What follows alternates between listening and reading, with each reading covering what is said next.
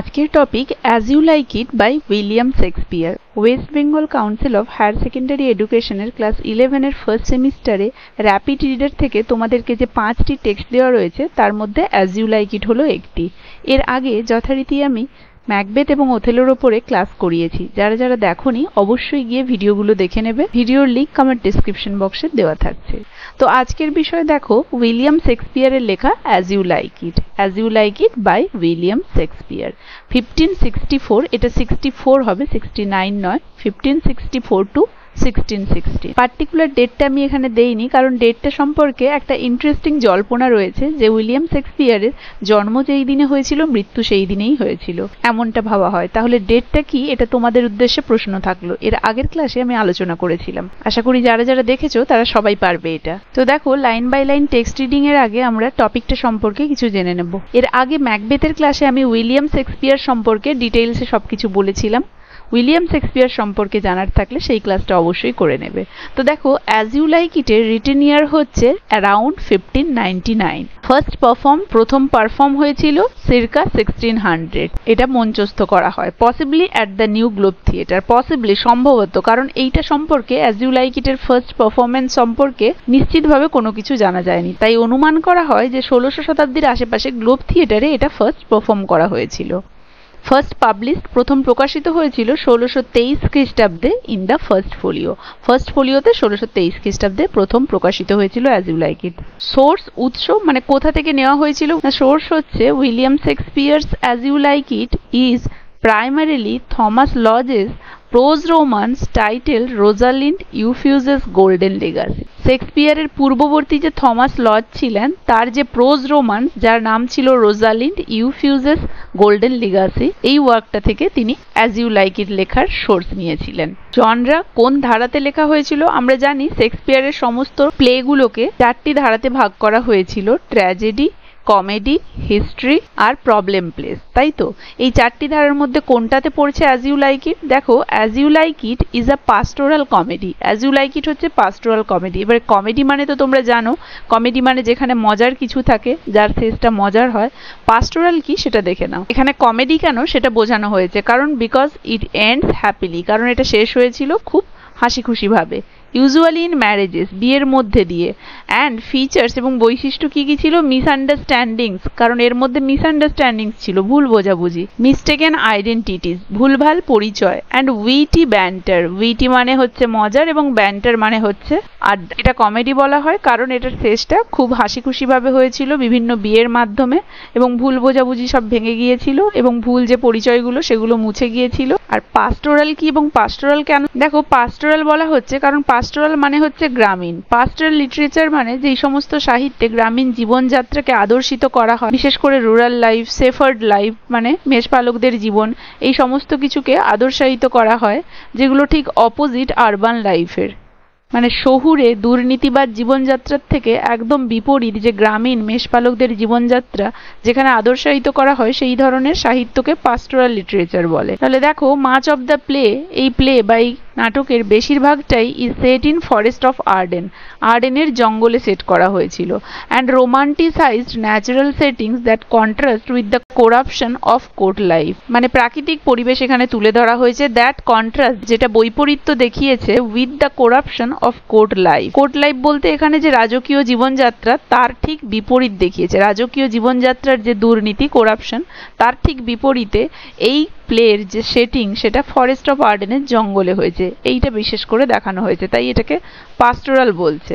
কারণ this kind of setting is typical in pastoral literature, কারণ এই ধরনের সেটিং বেশিরভাগ ক্ষেত্রে পাস্টোরাল লিটারেচারে দেখানো হয়, যেটা আমি একটু আগেই বলেছিলাম। হোয়ার ক্যারেক্টার্স, যেখানে চরিত্ররা অফেন এসকেপ, পালিয়ে আসে টু দ্য কান্ট্রি সাইড, গ্রামের দিকে। And find clarity, love and transformation, এবং কেন পালিয়ে আসে? সেখানে তারা স্বচ্ছতা, ভালোবাসা এবং রূপান্তর খোঁজে। তাহলে এই ধরনের লিটারেচারকে পাস্টোরাল লিটারেচার বলে। এবং যেহেতু ফরেস্ট অফ আর্ডেনে বেশিরভাগ সেটিংটা হয়েছে এই নাটকের এবং সেখানে গ্রামীণ জীবনযাত্রা তুলে ধরা হয়েছে, তাই এটাকে পাস্টোরাল কমেডি বলছে। বোঝা গেল?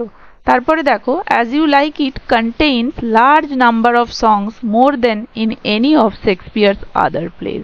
এটা সবথেকে গুরুত্বপূর্ণ যে শেক্সপিয়ারের যে নাটকগুলি ছিল সেই নাটকগুলির মধ্যে অ্যাজ ইউ লাইক ইটের সবথেকে বেশি পরিমাণ সং গান ছিল, কারণ নাটক যখন মঞ্চস্থ করা হতো তার মধ্যে বিভিন্ন গান পুট করা হতো। তো শেক্সপিয়ারের লেখা বাকি সমস্ত নাটকগুলির থেকে সবথেকে বেশি গান ছিল এই নাটকটিতে অ্যাজ ইউ লাইক ইটে। তারপরে দেখো থিম, এই গল্পের বিষয়বস্তু কি? এই গল্পের অনেকগুলো বিষয়বস্তু রয়েছে, যেমন প্রথমত হচ্ছে লাভ অ্যান্ড রোমান্স, দ্বিতীয়ত নেচার ভার্সেস কোর্ট লাইফ মানে প্রকৃতি ভার্সেস রাজকীয় জীবন, তৃতীয়ত আইডেন্টিটি অ্যান্ড ডিসগাইজ, আইডেন্টিটি পরিচয়, ডিসগাইজ ছদ্মবেশ, চতুর্থত ট্রান্সফরমেশন অ্যান্ড ফরগিভনেস, রূপান্তর মানে পরিবর্তন হয়ে যাওয়া, এবং ফরগিভনেস ক্ষমা করে দেওয়া, এবং শেষ হচ্ছে ফুলিশনেস মানে বোকামি অ্যান্ড উইজডম বুদ্ধি।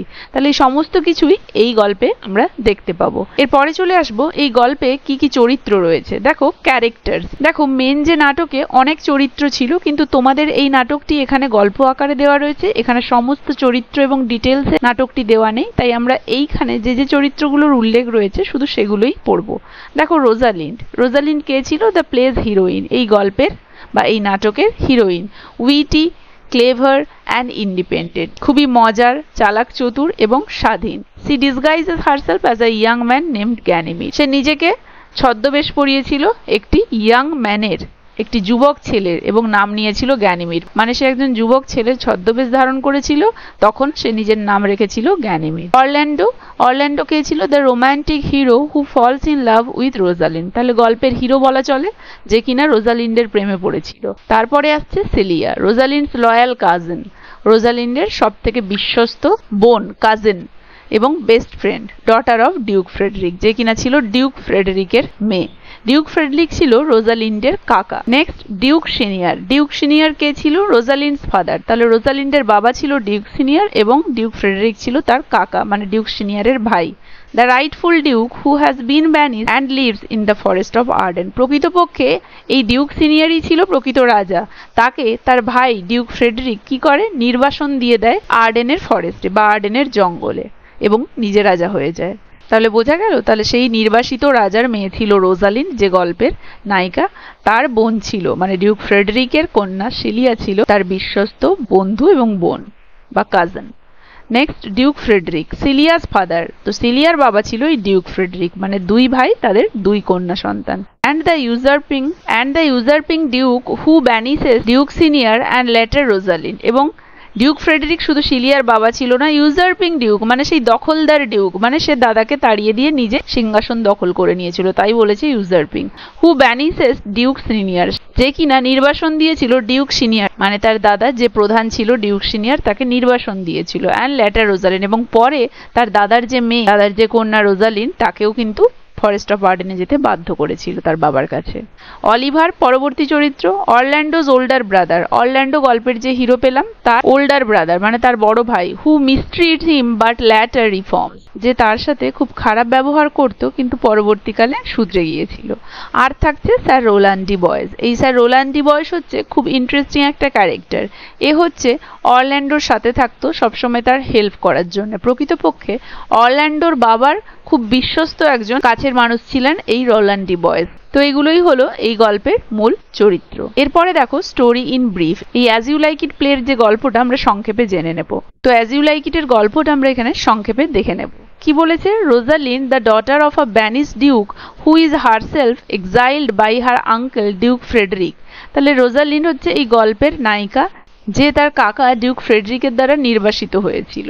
যেই ডিউক ফ্রেডরিক তার বাবাকেও কিন্তু নির্বাসন দিয়ে নিজে রাজা হয়েছিল বা তার বাবাকে তাড়িয়ে দিয়ে সিংহাসন দখল করে ফেলেছিল। Disguised as a young man named Ganymede she escapes to the forest of Arden, অতএব কাকার তাড়িয়ে দেওয়াতে সে একজন যুবক পুরুষের ছদ্মবেশ ধরেছিল, নাম নিয়েছিল গ্যানিমিড, এবং এই নাম নিয়ে সে রওনা হয়ে গিয়েছিল ফরেস্ট অফ আর্ডেনের উদ্দেশ্যে, যেখানে তার বাবার সাথে তার দেখা হবে।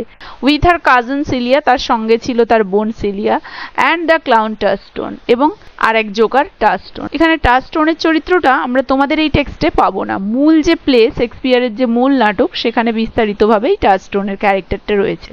তোমাদের যে প্রক্ষিপ্ত অংশ স্টোরি আকারে দেওয়া রয়েছে এখানে কিন্তু এই টাস্টন ক্যারেক্টারটা নেই। তারপরে দেখো in the forest Rosalind encounters her love interest Orlando. রোজালিন্ডের দেখা হয় তার ভালোবাসার মানুষ অরল্যান্ডোর সাথে। Who is also fling from his cruel brother, যে নিজেও কিন্তু পালিয়ে এসেছিল তার ওই নিষ্ঠুর ভাইয়ের অত্যাচার থেকে। Still in disguise Rosalind test Orlando's love for her by pretending to be Ganymede. Rosalind ছদ্মবেশ ধারণ করে রয়েছিল গ্যানিমিড হিসেবে, তবুও সে অরল্যান্ডোর ভালোবাসা তার প্রতি পরীক্ষা করছিল ছদ্মবেশ ধরে থেকে, কারণ সে পরীক্ষা করে নিতে চেয়েছিল অরল্যান্ডো তাকে সত্যি ভালোবাসে কিনা। And having him woo her as if he were Rosalind. এবং অরল্যান্ডোর ভালোবাসার যে পরীক্ষা সে নিয়েছিল, সে এমনভাবে নিয়েছিল যেন অরল্যান্ডো তাকে রোজালিন্ড ভেবে তার পাণিপ্রার্থী হয়, এমনভাবে তার পরীক্ষা নিয়েছিল। আইডেন্টিটিস আর রিভিলড, তো শেষমেশ সবার পরিচয় জানা গেল, সবার পরিচয় প্রকাশ্যে এলো। মিসআন্ডারস্ট্যান্ডিংস আর রিজলভ, ভুল বোঝাবুঝি সব সমাধান হয়ে গেল। অ্যান্ড লাভ ট্রায়াম্পস, এবং ভালোবাসা জিতে গেল। রোজালিন্ড ম্যারিজ অরল্যান্ডো, রোজালিন্ড অরল্যান্ডোকে বিয়ে করলো। সিলিয়া ম্যারিজ অরল্যান্ডোস ব্রাদার অলিভার, এবং সিলিয়ার সাথে বিয়ে হয় অরল্যান্ডোর ভাই অলিভারের। ওই যে অলিভার শেষমেশ সে রিফর্ম হয়ে গিয়েছিল, ভালো মানুষ হয়ে গিয়েছিল, তাই।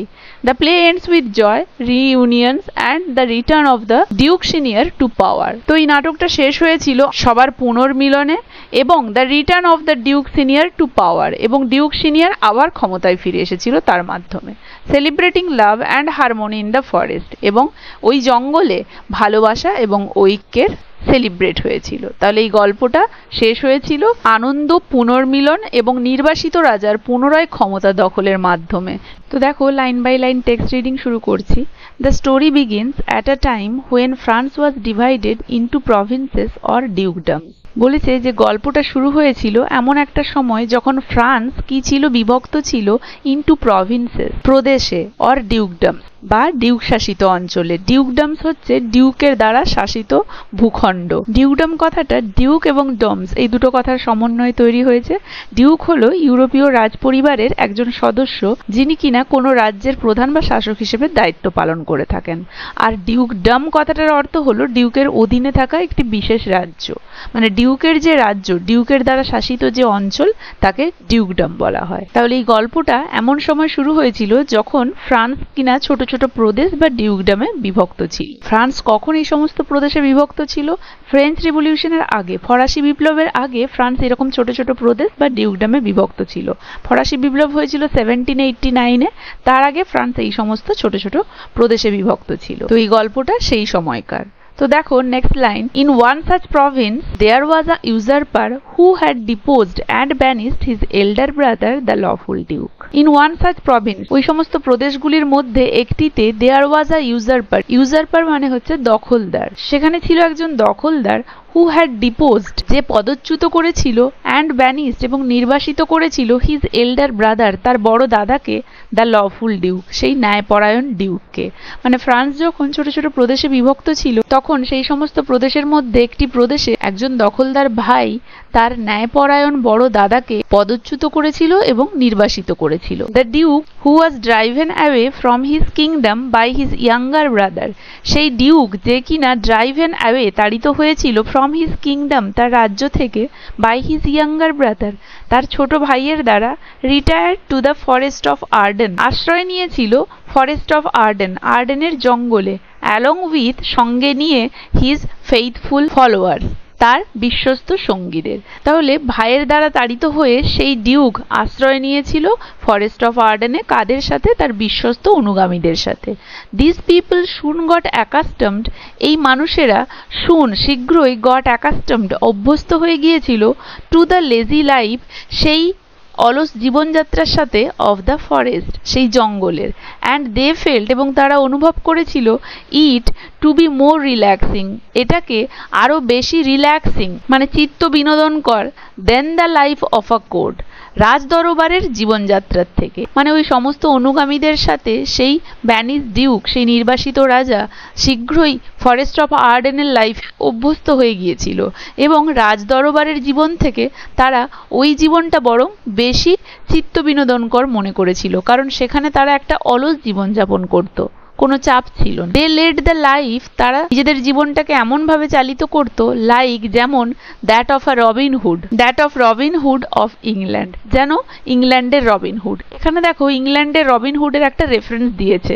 এই রবিন হুড ক্যারেক্টারটা রয়েছে ইংল্যান্ডের লোককাহিনীতে, যেটা একটা কিংবদন্তি লোককাহিনী, যেখানে বলা হয়েছিল এই রবিন হুড হচ্ছে একজন দস্যু বা ডাকাত, যে কিনা বসবাস করত নটিংহাম ইংল্যান্ডের কাছাকাছি থাকা শেরউড ফরেস্টে, মানে শেরউডের জঙ্গলে, এবং সেই জঙ্গলে থেকে সে দস্যুবৃত্তি করত, ডাকাতি করত, কিন্তু সে বড় লোকদের থেকেই শুধুমাত্র চুরি করত এবং সেই সমস্ত ধন সম্পত্তি সে গরিবদের মধ্যে বিলিয়ে দিত।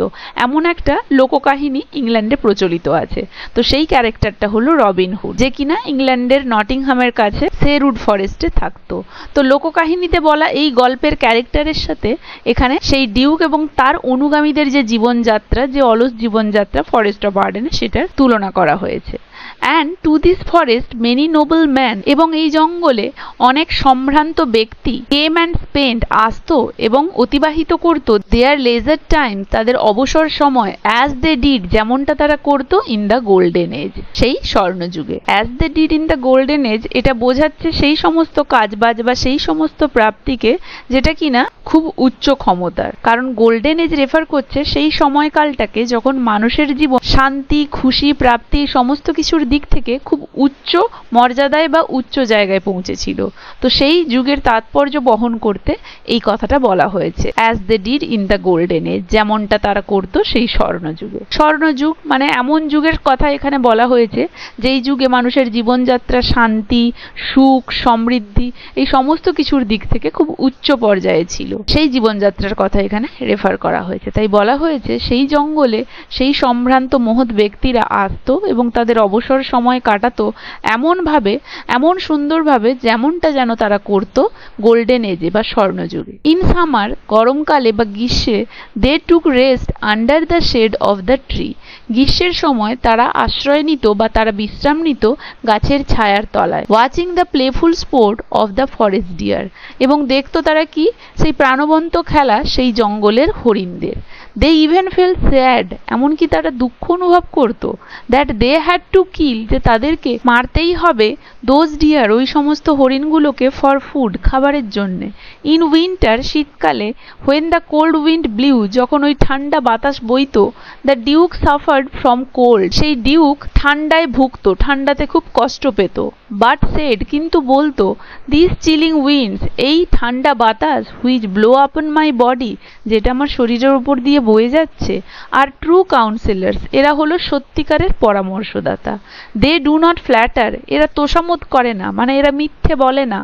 But represent truly to me my condition, বরং এরা আমাকে সত্যিকারেরই আমার অবস্থাটা আমাকে রিপ্রেজেন্ট করে, আমাকে বোঝায় বা জানান দেয়। অ্যান্ড দো দে বাইট সাবলি, এবং যদিও এরা কামড়ায় খুব তীক্ষ্ণভাবে, মানে এই বাতাসগুলো যখন চামড়াতে লাগছে খুব কষ্ট লাগছে, কারণ বৃদ্ধ তিনি বলছে যদিও এই ঠান্ডা বাতাসটা আমাকে তীক্ষ্ণভাবে কামড় দিচ্ছে, their tooth is nothing like as keen as that of unkindness and ingratitude, যে তাদের দাঁত ইজ নাথিং, একদমই নয়, লাইক অ্যাজ কিন, এতটা প্রখর, as that of kindness and ingratitude, ওই নির্দয় এবং অকৃতজ্ঞ ব্যক্তিটার মতো। মানে সে তার ভাইকে বলছে যে তাকে এখানে নির্বাসিত করেছে, পদচ্যুত করে, তার কথা বলছে যে এই ঠান্ডা বাতাসটা যদিও আমার শরীরে স্পর্শ করে কামড়াচ্ছে মনে হচ্ছে আমাকে এতটাই, তবুও এরা ততটা খারাপ নয় বা প্রখর নয় যতটা সেই অকৃতজ্ঞ এবং নির্দয়। He remarked that man might say against adversity, তিনি ব্যক্ত করলেন যে মানুষ হয়তো প্রতিকূলতার বিরুদ্ধে বল, but there are some uses of a poisonous toad, কিন্তু একটা বিষাক্ত ব্যাঙাচিরও ব্যবহার রয়েছে। মানে তিনি বললেন যে মানুষ হয়তো প্রতিকূলতার বিরুদ্ধেই সবসময় বলবে, কারণ প্রতিকূলতাকে কেউ মেনে নিতে চায় না, কিন্তু এই প্রতিকূলতারও একটা গুরুত্ব রয়েছে, এই প্রতিকূলতারও ব্যবহার রয়েছে, কারণ এই প্রতিকূলতার দ্বারাই আমরা জীবনে অনেক কিছু শিখি, কে ভালো কে খারাপ, কে পাশে থাকার, কে সত্যিকারের বন্ধু, এই সব কিছু আমরা প্রতিকূলতা এলেই বুঝি। তাই বলেছে যে মানুষ হয়তো প্রতিকূলতার বিরুদ্ধে বলবে, কিন্তু প্রতিকূলতারও একটা ব্যবহার রয়েছে। পয়জনাস টোড মানে বিষাক্ত ব্যাঙাচিরও ব্যবহার রয়েছে। এইটার মাধ্যমে তিনি বোঝাতে চাইছেন যে প্রতিকূলতারও মানে এই ধরনের যে মানুষ আমাদের জীবনে আছে, নির্দয় অকৃতজ্ঞ মানুষ, এই ধরনের মানুষকে তিনি পয়জনাস টোডের সাথে তুলনা করেছেন। তাই বলেছেন এরা হচ্ছে প্রতিকূলতা আমাদের জীবনে। তো এই ধরনের মানুষ থাকারও একটা ব্যবহার রয়েছে, কারণ এদের ফলেই আমরা জীবনের সঠিক মানেটা জানতে পারি, কে পাশে থাকার কে নয়, সঠিক মানুষটা চিনতে পারি, নিজের জীবনে আমরা সবকিছু শিখতে পারি এদের দ্বারাই। তাই তিনি এরকম কথা বলেছেন। ইন দিস ওয়ে, এইভাবে দ্য ডিউক ড্রিউ লেসন্স, সেই ডিউক শিক্ষা টানত ফ্রম নেচার, প্রকৃতি থেকে। And he found tongues in trees, এবং তিনি খুঁজে পেতেন tongues in trees. Tongues in trees হচ্ছে একটা ফ্রেজ যেটার দ্বারা এখানে শেক্সপিয়ার বোঝাতে চাইছেন যে প্রকৃতিও যেন আমাদের সাথে কথা বলে, এমনভাবে যেন প্রকৃতির ঠিক ভাষা আছে, যেন প্রকৃতি তার নিজের ভাষায় আমাদের সাথে কথা বলে। বুকস ইন ফ্লোয়িং স্ট্রিম মানে প্রবাহিত স্রোতের মধ্যে বই, এটা এখানে রূপক অর্থে বা উপমা অর্থে ব্যবহার করেছেন, কারণ বই হচ্ছে জীবনের অভিজ্ঞতা আর প্রবাহিত স্রোত হচ্ছে সময়ের গতি বা পরিবর্তনকে বোঝায়। তাই প্রবাহিত স্রোতের মধ্যে বই কথাটার মাধ্যমে এখানে তিনি বোঝাতে চাইছেন যে জীবন একটি বইয়ের মতো, যেখানে বিভিন্ন অভিজ্ঞতা বা ঘটনা স্রোতের মতো বয়ে যায়। সারমন ইন স্টোন, পাথরের মধ্যে উপদেশ। সারমন ইন স্টোন হচ্ছে একটা মেটাফর। এর মানে হচ্ছে এই যে ইনঅ্যানিমেট অবজেক্ট মানে এই যে জড় বস্তুগুলো, যেমন এই যে পাথর, নুড়ি, কাঁকড়, এগুলো থেকেও আমরা কিন্তু অনেক গভীর শিক্ষা পেতে পারি। মানে এগুলো আমাদেরকে অনেক গভীর শিক্ষা দিতে পারে, অনেক মানে দিতে পারে জীবনের। They can teach us profound lessons, এটাই তিনি বোঝাতে চাইছেন।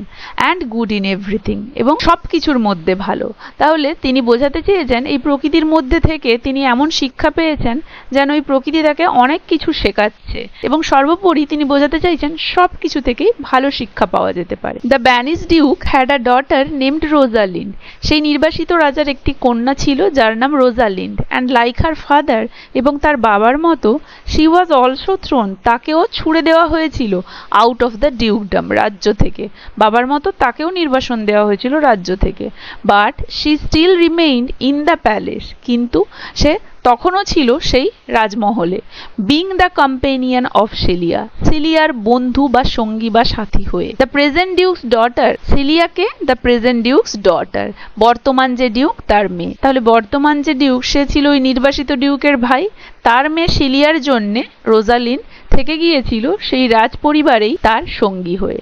The Discord between the duke and his brother, সেই বিরোধ, ডিসকর্ড মানে বিরোধ, সেই ডিউক এবং তার ভাইয়ের মধ্যে সেই বিরোধ did not at all affect the friendship between the two cousin sister. তাহলে দুই ভাইয়ের মধ্যে বিরোধ একদমই প্রভাব ফেলতে পারেনি সেই বন্ধুত্বে দুই কাজন সিস্টারের মধ্যে। ইনফ্যাক্ট এমনকি Celia tried to comfort Rosalind, Celia রোজালিনকে সান্ত্বনা দিতে চেষ্টা করত। Whenever she became sad thinking of her father, যখনই সে দুঃখ প্রকাশ করত তার বাবার সম্পর্কে চিন্তা করত। তাহলে বাবার নিয়ে চিন্তা করে যখনই সে দুঃখ প্রকাশ করত তার বোন সিলিয়া তাকে সান্ত্বনা দেওয়ার চেষ্টা করত। এবং দুই ভাইয়ের মধ্যে সেই বিরোধ কখনোই এই দুই কাজন সিস্টারের বন্ধুত্বপূর্ণ সম্পর্কের মধ্যে ছেদ আনতে পারেনি। তাদের সম্পর্ক সেই আগের মতোই মধুর এবং সুন্দর ছিল। আশা করি এতদূর পর্যন্ত কারো কোথাও বুঝতে অসুবিধা হয়নি, সবাই ভালোভাবে বুঝতে পেরেছো। তো দেখো তারপরে one day when Celia was talking to Rosalind in her usual kind manner, a messenger came with the news that there would be a wrestling match and they could go and watch that if they so wanted. তাহলে একদিন যখন Celia was talking to Rosalind, Celia রোজালিন্ডের সাথে কথা বলছিল, in her usual kind manner, তার স্বাভাবিক কোমলতার ধরনে, মানে সে যেভাবে ঠিক কথা বলে। আ ম্যাসেঞ্জার কেম, তখন একটি দূত এসেছিল, উইথ দ্য নিউজ, একটি খবর নিয়ে, দ্যাট যে there would be a wrestling match, সেখানে একটি কুস্তি যুদ্ধ হবে। অ্যান্ড দে কুড গো, এবং তারা সেখানে যেতে পারে, অ্যান্ড ওয়াচ, এবং সেটা দেখতে পারে, that if they so wanted, যদি তারা চায়। তাহলে সেই দূত এসে বলেছিল একটা কুস্তি যুদ্ধের আয়োজন হবে, তারা যদি চায় গিয়ে দেখতে পারে। Celia agreed to go thinking that it would amuse Rosalind, Celia সম্মত হলো যাওয়ার জন্য এটা ভেবে যে ইট উড অ্যামিউজ রোজালিন্ড, এটা রোজালিন্ডকে আনন্দ দেবে। কারণ কি, রোজালিন্ড সবসময় মনমরা হয়ে বসে থাকতো, তার বাবার কথা কথা স্মরণ করে। তাই শিলিয়া ভাবলো এই রেসলিং ম্যাচ দেখতে গেলে এটা দিদিকে আনন্দ দেবে, তাই সে যাওয়ার জন্য সম্মত হলো। ডিউরিং দোজ টাইমস, ওই সময়ে রেসলিং ম্যাচ কুস্তি যুদ্ধ were viewed by noble ladies and princes, সম্ভ্রান্ত এবং আভিজাত শ্রেণীর মহিলাদের এবং রাজকুমারীদের দ্বারা দেখা হতো। Being a favourite sport of princess, রাজকন্যাদের প্রিয় খেলা হিসেবে। তাহলে তখনকার দিনে রাজকন্যাদের প্রিয় খেলা হিসেবে এই রেসলিং ম্যাচ দেখা হতো। বাট হেয়ার, কিন্তু এখানে দে থট, তারা ভাবলো দ্যাট দে উড ফেস, যে তাদেরকে ফেস করতে হবে আ ট্র্যাজেডি, একটি দুঃখ, অ্যাজ আ প্র্যাকটিসড রেসলার, যেহেতু একজন দক্ষ বা একজন পরিচর্যারত বা একজন অনুশীলনরত কুস্তিগির ওয়াজ টু ফাইট, যুদ্ধ করতে যাচ্ছিল অ্যান ইনএক্সপিরিয়েন্সড ইয়াং ম্যান, একজন অনভিজ্ঞ যুবকের সাথে। তাহলে এখানে কিন্তু তাদেরকে দুঃখের সম্মুখীন হতে হবে, কারণ এখানে একজন অনভিজ্ঞ যুবক একজন প্র্যাকটিস রেসলারের সাথে যুদ্ধ করতে যাচ্ছে। তাহলে অবশ্যই অনভিজ্ঞ যে যুবক সে ক্ষতিগ্রস্ত হবে। তাই এই দৃশ্যটা তাদের ক্ষেত্রে খুব দুঃখজনক হবে। তাই বলেছে এখানে গেলে তাদেরকে ট্র্যাজেডির সম্মুখীন হতে হবে, দুঃখ পেতে হবে। Next, when the duke saw that both the ladies, যখন ডিউক দেখলো যে দুজন মহিলাই had come to watch such an uneven match, এই ধরনের একটা অসম ম্যাচ দেখতে এসেছে between a professional wrestler and a young man, একজন পেশাগত কুস্তিগির এবং একজন যুবক ছেলের মধ্যে, the duke asked them, duke তাদেরকে বলল to dissuade the young man, সেই যুবককে তারা যেন বিরত করে ফ্রম ফাইটিং, যুদ্ধ থেকে। তাহলে ডিউক ফ্রেডরিক যখন দেখলো শিলিয়া এবং রোজালিন্ড দুজনেই ওই ম্যাচ দেখতে আসছে, তখন সে তাদেরকে বলল তারা যেন চেষ্টা করে সেই যুবক ছেলেটিকে ওই প্রফেশনাল রেসলারের বিরুদ্ধে যুদ্ধ থেকে বিরত করার চেষ্টা করতে, মানে তাকে যেন তারা এই ফাইটে অংশগ্রহণ করতে না বলে। At first Celia tried to resist the youth from taking up such an unequal challenge, প্রথমে শিলিয়া চেষ্টা করেছিল টু রেজিস্ট মানে প্রতিহত করা সেই যুবককে from taking up such an unequal challenge, এই ধরনের একটা অসম চ্যালেঞ্জ নেওয়ার থেকে।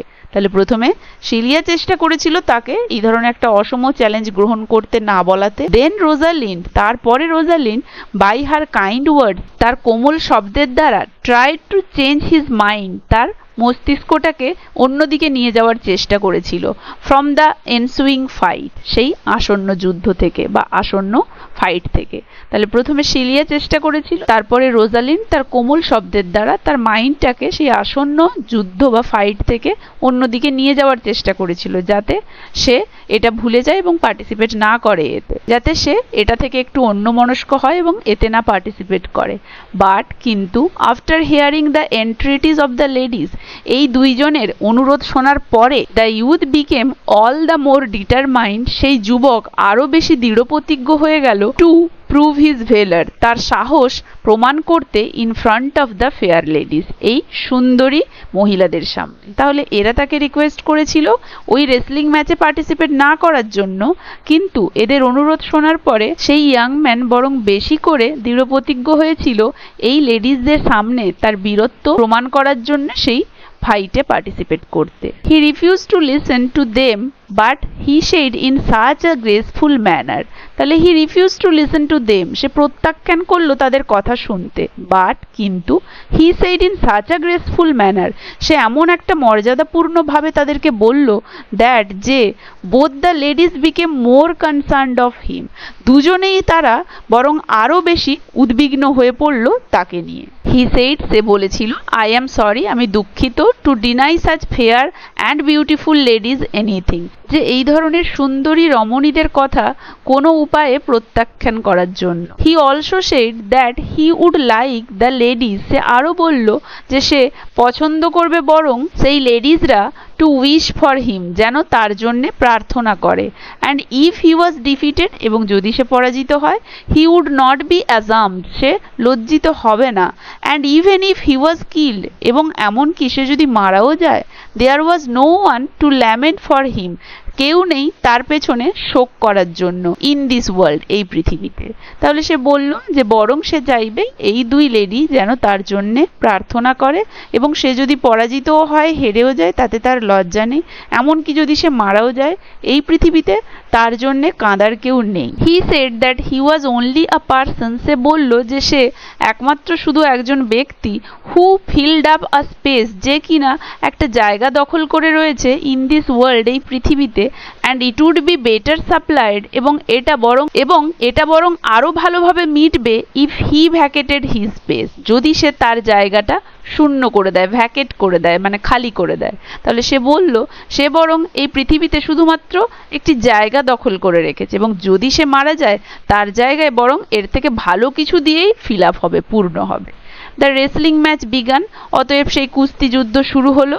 Cilia wished that the youth would not be hurt, Celia প্রার্থনা করলো যেন সেই যুবক ক্ষতিগ্রস্ত না হয় ডিউরিং দ্য বাউট, সেই যুদ্ধের সময়। But Rosalind was more concern, কিন্তু রোজালিন্ড তার থেকেও বেশি উদ্বিগ্ন ছিল। কার থেকে? সিলিয়ার থেকে। She had an inclination towards him, তার একটি আগ্রহ ছিল সেই যুবকটির প্রতি। বিকজ, কারণ, she felt pity for his friendless condition, সে দয়ালুতা দেখিয়েছিল তার সেই বন্ধুত্বহীন অবস্থার জন্য, মানে তার মনে তার জন্য খুব দয়া জন্মেছিল, করুণা জন্মেছিল তার বন্ধুহীন হওয়ার কারণে। শি কুড ইজিলি ইকুয়েট, সে খুব সহজেই সমান করতে পেরেছিল হার ওন ফ্রেন্ডলেস কন্ডিশন, তার নিজস্ব বন্ধুহীন অবস্থাটা, উইথ দ্য ইয়াং ম্যান, সেই যুবকের সাথে। কারণ সেই যুবক বলেছিল যে আমার কোনো বন্ধু নেই, এই পৃথিবীতে আমার মৃত্যু হয়ে গেলেও কাঁদার কেউ নেই। তাই এই অবস্থাটার সাথে সে নিজের ফ্রেন্ডলেস কন্ডিশনটা একত্রিত করতে পেরেছিল খুব সহজেই। কারণ তার বাবাকে তো নির্বাসন দেওয়া হয়েছে, তারও তো আর কেউ নেই বর্তমানে, তাই সে নিজের অবস্থার সাথে সেই যুবকের অবস্থাটা খুব সহজেই একত্রিত করতে পেরেছিল। The inspiration that the youth goat from the ladies, সেই যে উৎসাহটা যেটা সেই ইউথ, সেই যুবকটি পেয়েছিল ফ্রম দ্য লেডিজ, সেই মহিলাদের কাছ থেকে, ওয়ার্কড ওন্ডার ফর হিম, তার জন্য যেন সেটা ম্যাজিক বা জাদুর মতো কাজ করলো। And he defeated his opponent, এবং সে প্রতিহত করলো বা পরাজিত করলো তার প্রতিদ্বন্দ্বীকে, ইন সাচ আ ওয়ে, এমনভাবে, দ্যাট ফর সাম টাইম, যে কিছু সময়ের জন্য, he could not even talk, সে কথাও বলতে পারছিল না এমনকি। The Duke Frederick was very pleased, Duke Frederick খুবই খুশি হয়েছিল, আনন্দিত হয়েছিল, with the youth skill and courage, সেই যুবকের দক্ষতা এবং সাহসিকতায়। And wanted to no more about him, এবং তার সম্পর্কে আরও বেশি করে জানতে চেয়েছিলেন। The youth introduced himself as Orlando, সেই যুবক নিজের পরিচয় দিয়েছিল অরল্যান্ডো নামে। The youngest son of sir Rowland de Boys, Sir Rowland de বয়েজের ইয়াংগেস্ট, সব থেকে কনিষ্ঠতম পুত্র। Sir Rowland de Boys was dead, Sir Rowland de Boys মারা গিয়েছিলেন। But when he was alive, কিন্তু যখন তিনি জীবিত ছিলেন, he was a friend of the banish Duke, তিনি সেই নির্বাসিত রাজার বন্ধু ছিলেন। সো তাই, অন হিয়ারিং দ্যাট, এটা শুনে যে Orlando was his Son, Orlando তার ছেলে, মানে রোল্যান্ড ডি বয়েজের ছেলে, দ্য ডিউক ওয়াজ ডিসপ্লিজড, ডিউক খুবই অসন্তুষ্ট হলেন, অখুশি হলেন। অ্যান্ড উইশড, এবং প্রার্থনা করছিলেন, he had been the son of someone else, যদি এ অন্য কারো সন্তান হতো। তাহলে এটা শুনে যে তার দাদার, মানে সেই নির্বাসিত ডিউকের বন্ধুর ছেলে এই অরল্যান্ডো, এটা শুনে বর্তমান ডিউক, মানে ডিউক ফ্রেডরিক খুবই অসন্তুষ্ট হলেন, এবং মনে মনে ইচ্ছা প্রকাশ করতে লাগলেন যে ইস, যদি এ অন্য কারো ছেলে হতো। তার মানে তিনি বলতে চাইছেন অরল্যান্ডো যদি রোল্যান্ড ডি বয়েজের সন্তান না হয়ে অন্য কারো সন্তান হতো ভালো হতো, কারণ রোল্যান্ড ডি বয়েজ তার যে শত্রু, তার দাদা তার বন্ধু, তাই তিনি খুবই অখুশি হলেন তার পরিচয় জেনে। এরপরে দেখো, Rosalind was very happy to hear that Orlando was the son of one of her father's favourite, and confess to Celia, my father loved Sir Rowland de Boys, and if I had known that Orlando was his son, I would have added tears to my entreaties before he should have ventured. তাহলে দেখো, Rosalind was very happy, Rosalind খুব খুশি ছিল, two hair, শুনে, that, যে, Orlando was the Son, Orlando ছিল পুত্র, of one of her father's favourite, তার বাবার একজন প্রিয় পাত্রের, অ্যান্ড কনফেসড এবং ব্যক্ত করেছিল টু সেলিয়াকে, my father loved Sir Rowland de Boys, আমার বাবা স্যার রোল্যান্ড ডি বয়েজকে ভালোবাসত, and if I had known that Orlando was his son, এবং আমি যদি আগে জানতাম যে অরল্যান্ডো স্যার রোল্যান্ড ডি বয়েজের পুত্র, আই উড হ্যাভ অ্যাডেড, আমি হয়তো আরো সংযোগ করতাম, টিয়ার্স চোখের জল, টু মাই এন্ট্রিটিস আমার অনুরোধে বা প্রার্থনাতে, before he should have ventured মানে উদ্যোগী, তার উদ্যোগী হওয়ার আগে। মানে রোজালিন্ড বোঝাতে চাইছে আমি যদি আগে জানতাম সে আমার বাবার প্রিয় বন্ধুর ছেলে, তাহলে হয়তো তাকে যখন অনুরোধ করছিলাম যে ম্যাচে পার্টিসিপেট না করতে, সেই সময় বরং আরো আমার অনুরোধের সাথে চোখের জলও যোগ করতাম, মানে আমি হয়তো আরো আবেগপ্রবণ ভাবে তাকে রিকোয়েস্ট করতাম এটা করতে। মানে সে বলতে চাইলো যে আমি যদি আগে জানতাম যে সে আমার বাবার বন্ধুর ছেলে, তাহলে আমি হয়তো তার এই ম্যাচে পার্টিসিপেট করার জন্য উদ্যোগী হওয়ার সময় আমার চোখের জলও অ্যাড করতাম আমার রিকোয়েস্টে, মানে আমি আমার চোখের জল দিয়ে আরো কোমলভাবে আরো আবেগঘনভাবে তাকে রিকোয়েস্ট করতাম যাতে সে উদ্যোগী না হয়। The ladies went to him সেই মহিলারা তার কাছে গেল, মানে রোজালিন্ড এবং সিলিয়া তার কাছে গেল, and seeing that he was sad, এবং এটা দেখে যে সে দুঃখিত, due to the displeasure of the duke ফ্রেডেরিকের অসন্তুষ্ট হওয়ার কারণে, কারণ ডিউক ফ্রেডেরিক তার পরিচয় জেনে অসন্তুষ্ট হয়েছে এবং তার সাথে আর কথা বলেনি, চলে গিয়ে, তাই সে স্যাড হয়ে বসেছিল। এবং রোজালিন্ড এবং সিলিয়া যখন যায় তার কাছে, তাকে দুঃখিত দেখে স্পোক টু হিম কাইন্ডলি, খুব কোমলতার সাথে তার সাথে কথা বলেছিল।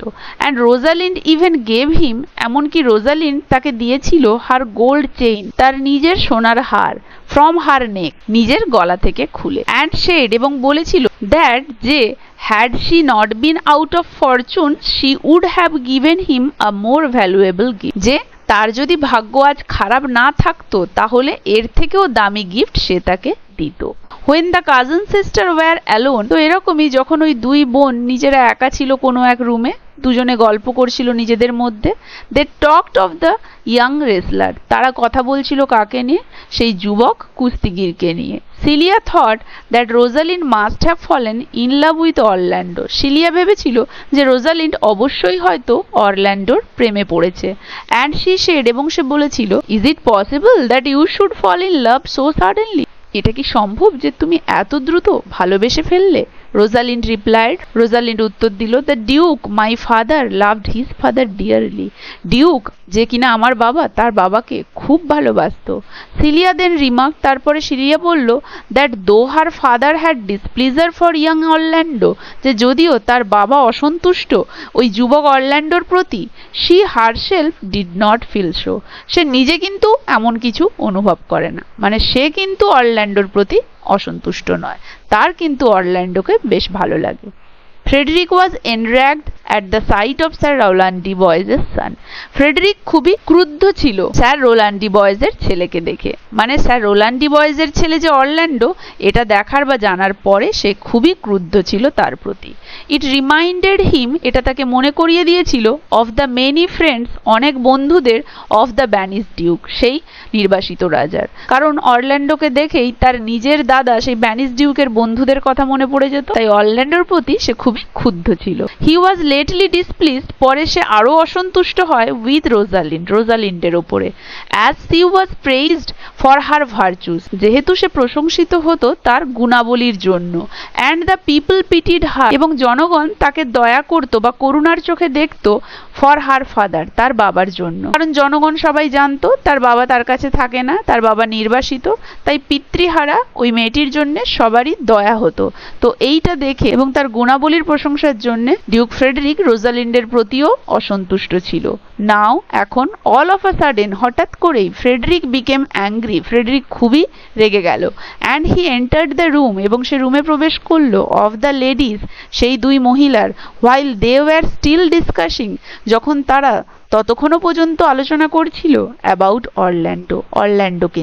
সো তাই হি অর্ডার্ড রোজালিন, সে রোজালিনকে আদেশ দিল টু জয়েন হার ফাদার, তার বাবার কাছে গিয়ে থাকতে, ইন দ্য ফরেস্ট, সেই জঙ্গলে। Celia pleaded in favour of her sister, Celia তার বোনের হয়ে খুবই কাতর স্বরে অনুরোধ করলো। But the duke turned a deaf ear, মানে হচ্ছে রিফিউজ টু লিসেন, মানে শুনতে অগ্রাহ্য করে দিল। তাহলে কিন্তু সেই ডিউক তার মেয়ের কথা শুনতে অগ্রাহ্য করলো। টু এনি সাচ রিকোয়েস্ট, এই ধরনের কোনো অনুরোধ শুনতে সে অগ্রাহ্য করলো। হি সেড, তিনি বললেন, শি ইজ টু সাটল, সে খুবই চতুর, সাটল মানে চতুর বা ধূর্ত, ফর ইউ, তোমার পক্ষে। হার স্মুথনেস, তার নমনীয়তা, হার ভেরি সাইলেন্স, তার এই নিস্তব্ধতা, অ্যান্ড হার পেশেন্স, এবং তার ধৈর্য, স্পিক টু দ্য পিপল, মানুষের কাছে ব্যক্ত হয়। অ্যান্ড দে পিটি হার, এবং তারা তাকে করুণা করে, দয়ার চোখে দেখে। ইউ আর আ ফুল, তুমি একটা বোকা, টু প্লিড ফর হার, যে তার হয়ে কাতর স্বরে প্রার্থনা করছো। For you will seem more bright, তুমি এর থেকেও বেশি উজ্জ্বল দেখাবে, অ্যান্ড ভার্চুয়াস, এবং গুণবতী দেখাবে, হোয়েন সি ইজ গন, যখন সে চলে যাবে। তার মানে তোমরা দুজনে এখন আছো, দুই রাজকন্যার মধ্যে তার এই নমনীয়তা, তার এই নিস্তব্ধতা এবং তার এই যে ধৈর্য, এগুলোর ফলে সবার তার প্রতি বেশি দয়া হয়, সবাই তাকে করুণা করে, সবাই তার গুণের প্রশংসা করে। তোমার সমস্ত গুণগুলো তার এতগুলো গুণের নিচে চাপা পড়ে যায়, সেটা দেখা যায় না।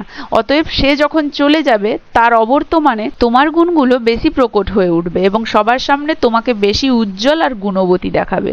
দেয়ারফোর, অতএব, ডোন্ট স্পিক ফর হার, তার হয়ে কথা বলো না। অ্যান্ড দ্য ডিসিশন, এবং সিদ্ধান্তটি, দ্যাট যেটা, আই হ্যাভ টেকেন, আমি নিয়েছি, ইজ ইররিভোকেবল, হয় অপরিবর্তনীয়, মানে যে সিদ্ধান্তটা আমি নিয়েছি সেটা আর পরিবর্তন করা যাবে না। কোন সিদ্ধান্তটা? না, রোজালিনকে তার বাবার কাছে সেই ফরেস্টে চলে যেতে বলার যেই সিদ্ধান্তটা আমি নিয়েছি সেটা আর পরিবর্তন করা যাবে না, আমি আর পরিবর্তন করব না, তাকে চলে যেতেই হবে। তুমি তার হয়ে আর কোনো রিকোয়েস্ট আমাকে করো না, আমি শুনবো না। এমনটাই ডিউক ফ্রেডরিক তার মেয়ে রাজকন্যা সিলিয়ার উদ্দেশ্যে বলল। আশা করি এতদূর পর্যন্ত কারো কোথাও বুঝতে অসুবিধা হয়নি, সবাই ভালোভাবে বুঝতে পেরেছো। তো দেখো তারপরে কি বলা হচ্ছে। When Celia could not change her father's mind, যখন সিলিয়া তার বাবার মাইন্ড আর চেঞ্জ করতে পারলো না, to keep Rosalind in the palace, রোজালিন্ডকে সেই রাজপ্রাসাদে রাখার, she decided, সে সিদ্ধান্ত নিয়েছিল, টু অ্যাকম্পানি, সঙ্গ দেওয়ার, Rosalind to the forest of Arden, রোজালিনকে সঙ্গ দেওয়ার আর্ডেনের জঙ্গল পর্যন্ত, in search of the banish duke, সেই নির্বাসিত ডিউকের খোঁজে। তাহলে সিলিয়া যখন দেখলো বাবার মাইন্ডকে সে চেঞ্জ করতে পারছে না, রোজালিনকে সেই রাজপ্রাসাদে রাখার, সে সিদ্ধান্ত নিল দিদির সঙ্গ দেওয়ার, মানে দিদির সাথেই সে আর্ডেনের জঙ্গল পর্যন্ত চলে যাবে সেই ব্যানিশ ডিউক বা নির্বাসিত ডিউকের খোঁজে।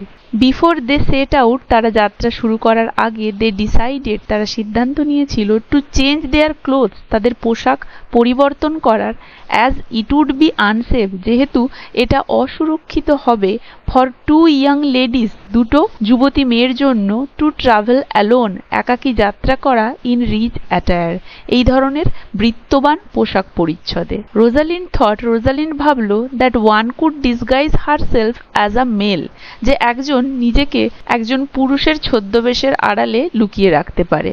অ্যান্ড সিন্স, এবং যেহেতু she was trawler then cilia, সে সিলিয়ার থেকে লম্বা ছিল, সি ডিসাইডেড টু ড্রেস, সে সিদ্ধান্ত নিল পোশাক পরার, অ্যাজ আ কান্ট্রি ল্যাড, একজন গ্রাম্য বালকের মতো। And Celia could dress as country lad, এবং সিলিয়া পরবে একজন গ্রাম্য বালিকা বা খুকির মতো পোশাক। And they would introduce themselves, এবং তারা নিজেদের পরিচয় দেবে অ্যাজ ব্রাদার অ্যান্ড সিস্টার, ভাই বোন হিসেবে। Rosalind would call herself Ganymede, Rosalind নিজেকে বলবে Ganymede, and Celia would be called Aliena, এবং সিলিয়াকে বলা হবে অ্যালিনা। মানে তারা তো ছদ্মবেশ ধারণ করলো, রোজালিন্ড একজন ছেলের এবং সিলিয়া একজন মেয়ের, তো রোজালিন নিজের নাম বলবে একজন কান্ট্রি ল্যাড হিসেবে গ্যানিমিড, এবং সিলিয়া একজন গ্রাম্য মেয়ে হিসেবে অ্যালিনা। ইন দিস ডিসগাইজ, এই ছদ্মবেশে, with money and their jewels, টাকা এবং তাদের গয়নাগাটির সঙ্গে, দে সেট আউট, তারা যাত্রা শুরু করলো, অন দেয়ার জার্নি, তাদের যাত্রাপথে, to the forest of Arden, আর্ডেনের জঙ্গল পর্যন্ত। A long way from the duke's Frederick's kingdom, একটা দীর্ঘ রাস্তা ডিউক ফ্রেডরিকের রাজ্য থেকে। The lady Rosalind Ganymede in accordance to her dress, Ganymede, Ganymede কেন বলছে, কারণ রোজালিন্ড একজন গ্রামীণ বালক হিসেবে নিজের নাম গ্যানিমিড রেখেছিল, তাই রোজালিন্ডের পাশাপাশি সেই নামটা দেওয়া হয়েছে। In accordance to her dress, তার ড্রেস অনুসারে। Put on an attitude to her sister, put on পরিধান করলো, অ্যান অ্যাটিটিউড একটা ভাব, টু হার সিস্টার তার বোনের প্রতি, who left the luxury of the palace, যে কিনা ওই রাজপ্রাসাদের বিলাসিতা ত্যাগ করেছে, ফর দেয়ার ট্রু লাভ, তাদের সত্যিকারের ভালোবাসার জন্য, টু ইচ আদার, একে অপরের প্রতি। সো দে ওয়াকড অ্যালং, অতএব তারা একসাথে চলতে শুরু করলো। Rosalind showing a cheerful spirit as if he was the real Ganymede, Rosalind showing দেখালো, আ চেয়ারফুল স্পিরিট একটা প্রাণবন্ত ভাব, অ্যাজ ইফ যেন, he was the real Ganymede সে প্রকৃতপক্ষেই গ্যানিমিড, মানে সে যেন প্রকৃতপক্ষেই একটা গ্রাম্য বালক। The rustic and stout hearted brother, শক্ত হৃদয়ের এবং গ্রাম্য ভাই, of the gentle village maiden, সেই নম্র গ্রাম্য বালিকার, অ্যালিয়েনার। তাহলে গ্যানিমিড নিজেকে ওই পোশাকে পুরোপুরি গ্রাম্য বালক ভেবেছিল এবং সে সেভাবেই আচরণ করছিল যেন সে গ্রাম্য একজন বালিকা, অ্যালিয়েনার প্রকৃতই সে একজন শক্ত হৃদয়ের দাদা, এমনটাই সে তার বোনের প্রতি আচরণ করছিল, তার কেয়ার করছিল, যে কিনা তার জন্যে সেই প্রাসাদের বিলাসিতা ছেড়ে এসেছিল। মানে সে সঠিকভাবে বোনের কেয়ার এবং পরিচর্যা করছিল, যেই বোন তাদের সত্যিকারের ভালোবাসার জন্য প্রাসাদ ছেড়ে তার দিদির সাথে বেরিয়ে পড়েছিল। Next, when they reached the forest of Arden, they did not get the inns, যখন তারা আর্ডেনের জঙ্গলে পৌঁছেছিল, they did not get the inn, তারা কোনো সরাইখানা পায়নি, and food এবং খাবার, or the good accommodation বা কোনো ভালো থাকার জায়গা, that they had got till then, যেটা তারা তখনও পর্যন্ত পেয়েছিল। মানে এর আগে পর্যন্ত তো তারা প্রাসাদে ছিল, তখন তাদের থাকার জায়গা, খাওয়া, এই সব সমস্ত কিছুই তারা পেয়েছিল, তাই বলছে তখনও পর্যন্ত তারা যা যা পেয়েছিল, ভালো খাবার, ভালো থাকার জায়গা, ফরেস্ট অফ আর্ডেনে এসে সেরকম কোনো কিছুই তারা পেল না। Ganymede, who had hitherto cheered her sister, Ganymede, who had hitherto, যে এখনো পর্যন্ত, hitherto মানে এখনো পর্যন্ত, cheered her sister, তার বোনকে উৎসাহিত করেছিল, confessed, স্বীকার করলো, that she could cry, that যে she could cry out of fatigue and hunger, সেও চিৎকার করে উঠত fatigue, ক্লান্তি, এবং হাঙ্গার, ক্ষুধায়। তাহলে গ্যানিমিড যে কিনা এতক্ষণ পর্যন্ত বোনকে উৎসাহিত করে আসছিল এই দীর্ঘ পথ, যাতে বোন না ক্লান্ত হয়ে পড়ে, শেষমেশ সেও স্বীকার করলো, সেও ক্ষুধায় এবং ক্লান্তিতে চিৎকার করে উঠত। when Aliena declared, যখন অ্যালিয়েনা বলে ফেললো বা ঘোষণা করলো, that she could walk no further, যে আর সে হাঁটতে পারবে না সামনে, Rosalind tried to find out, Rosalind খোঁজার চেষ্টা করেছিল, where they could get rest, কোথায় তারা একটু বিশ্রাম পাবে, কোথায় তারা বিশ্রাম পাবে, and food, খাবার, তাহলে কোথায় তারা বিশ্রাম এবং খাবার পাবে সেইটা খোঁজার চেষ্টা করেছিল রোজালিন্ড, যখন বোন বলেছিল সে আর হাঁটতে পারছে না। বাট কিন্তু they were certain, তারা নিশ্চিত ছিল, that যে they were lost, তারা হারিয়ে গিয়েছে। তাহলে জঙ্গল ডিউক ফ্রেডরিকের প্যালেস থেকে অনেকটা রাস্তা, তাই তারা এতটা রাস্তা হাঁটতে হাঁটতে ক্লান্ত হয়ে গিয়েছিল এবং জঙ্গলে প্রবেশ করে কোনো রকম খাদ্য, সরাইখানা না পেয়ে তাদের অবস্থা একদম খারাপ হয়ে গিয়েছিল এবং চারিদিকে এই সমস্ত কিছু না পেয়ে জঙ্গলের কোন জায়গাটাতে তারা এসে পৌঁছেছে সেটাও না জেনে তারা নিশ্চিত ছিল এ বিষয়ে যে তারা নিঘাত হারিয়ে গিয়েছে। জাস্ট দেন, ঠিক তখনই, দে মেট আ কান্ট্রিম্যান, তাদের দেখা হয়েছিল একজন গ্রাম্য লোকের সাথে, and asked him, এবং তাকে জিজ্ঞেস করেছিল, where they could get some food, কোথায় তারা কিছু খাবার পেতে পারে, and a place to rest, এবং একটা জায়গা পেতে পারে বিশ্রাম নেওয়ার জন্য, in exchange of money or gold, টাকা বা স্বর্ণের পরিবর্তে। he said, সে বলেছিল, মানে ওই কান্ট্রিম্যানটা তাদেরকে বলেছিল, that he was the servant of a shepherd, যে সে হচ্ছে একজন মেষপালকের চাকর। মানে ওই কান্ট্রিম্যানটা, গ্রামীণ লোকটা যার সাথে সিলিয়া এবং রোজালিন্ডের দেখা হয়েছিল গ্যানিমিড এবং অ্যালিয়েনা হিসেবে, সে তাদেরকে বলেছিল যে সে একজন মেষপালকের চাকর, হু, যে, মানে এই মেষপালকটার কথা বলা হয়েছে, তার প্রভু, মানে সেই গ্রামীণ লোকটার প্রভু, was going to sell off his house, যে কিনা তার বাড়িটা বিক্রি করতে যাচ্ছিল, অ্যান্ড শো, এবং তাই, they did not have much, তাদের কাছে বেশি কিছু নেই, টু এন্টারটেইন দেম, তাদেরকে বিনোদন দেওয়ার মতো। মানে ওই ব্যক্তিটি বলল যে সে একজন মেষপালকের চাকর, যেই মেষপালক তার নিজের বাড়িটি বিক্রি করতে যাচ্ছে, অতএব তার এবং তার প্রভুর কাছে রোজালিন্ড এবং সিলিয়াকে বিনোদন দেওয়ার মতো বিশেষ কিছু কিন্তু নেই। বাট কিন্তু ইফ দে ওয়ান্টেড, যদি তারা চায়, দে বলতে গ্যানিমেড এবং অ্যালিয়েনা মানে রোজালিন্ড এবং সিলিয়ার কথা বলা হয়েছে, যদি তারা চায়, they were welcome to their house, তাদের স্বাগত রইল তাদের বাড়িতে। দে বলতে এখানে রোজালিন্ড অ্যান্ড সিলিয়া, আর দেয়ার হাউস বলতে সেই শেফার্ড অ্যান্ড হিজ সার্ভেন্টের কথা বলা হয়েছে। দে ফলোড দ্য ম্যান, অতএব তারা অনুসরণ করে চলল ওই লোকটিকে, কারা? গ্যানিমেড এবং অ্যালিয়েনা। অ্যান্ড বট দ্য হাউস, এবং বাড়িটি কিনে ফেললো। অ্যান্ড দ্য শিপ, এবং ভেড়াগুলিও কিনে ফেললো। And also took the man, এবং সেই লোকটিকেও তারা রেখে নিল, মানে ওই গ্রাম্য লোকটি যার সাথে তারা কথা বলছিল সেই লোকটিকেও তারা রেখে দিল। কারণ কি? কারণ তার প্রভু সেই শেফার্ড, সেই মেষপালক বাড়ি বিক্রি করছিল, বাড়িটা কিনলো, তার মেষগুলো বিক্রি করছিল, মেষগুলোও কিনে নিল, এবং তার ওই ভৃত্য মানে ওই গ্রাম্য লোকটিকেও অ্যালিয়েনা এবং গ্যানিমিড রেখে নিল টু ওয়েট অন দেম, তাদের দেখাশোনা করার জন্য। দাস, অতএব দে ডিসাইডেড টু স্টে, তারা সিদ্ধান্ত নিল থাকার, till they could find the part of the forest, যতক্ষণ না পর্যন্ত সেই জঙ্গলের সেই ভাগটা তারা খুঁজে পায়, হোয়ার, যেখানে দ্য ব্যানিস ডিউক, সেই নির্বাসিত duke, stayed with his followers, তার অনুগামীদের সাথে ছিল। তাহলে সিলিয়া এবং রোজালিন্ড গ্যানিমিড এবং অ্যালিয়েনা ছদ্মবেশে সেই গ্রাম্য লোকটির প্রভুর কাছে গেল, তার বাড়ি কিনলো, তার ভেড়াগুলি কিনলো, এবং তার ওই ভৃত্যটিকেও তারা কিনে নিজেদের সাথে রেখে দিল নিজেদের দেখাশোনা করার জন্য। এবং এভাবেই এই দুই বোন সিদ্ধান্ত নিল ওই জায়গাটিতে থাকার, যতক্ষণ না পর্যন্ত জঙ্গলের সেই ভাগটা তারা খুঁজে পায় যেই ভাগটাতে নির্বাসিত ডিউক এবং তার অনুগামীরা ছিল। দ্য টু সিস্টার, সেই দুই বোন, settled in their new cottage life, তাদের এই নতুন কুটির জীবনে স্থায়ী হয়ে ভেরি কমফোর্টেবলি, খুব আরামদায়কভাবে, অ্যান্ড ফ্যান্সিড দেমসেলভস, এবং নিজেদেরকে কাল্পনিকভাবে ভাবতে শুরু করলো, to be the shepherd and shepherdess, মেষপালক এবং মেষপালিকা।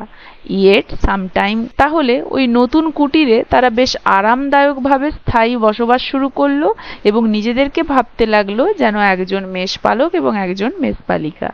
ইয়েট সামটাইমস গ্যানিমিড রিমেম্বার্ড, তথাপি কিছু কিছু সময় গ্যানিমিড স্মরণ করছিল দ্য ইউথ, সেই যুবক, অরল্যান্ডোকে, অ্যান্ড থট, এবং ভাবছিল that he was so far away from her, যে সে কত নাই দূরে আছে আজ তার থেকে, মানে অরল্যান্ডো তার থেকে অনেকটাই দূরে আছে।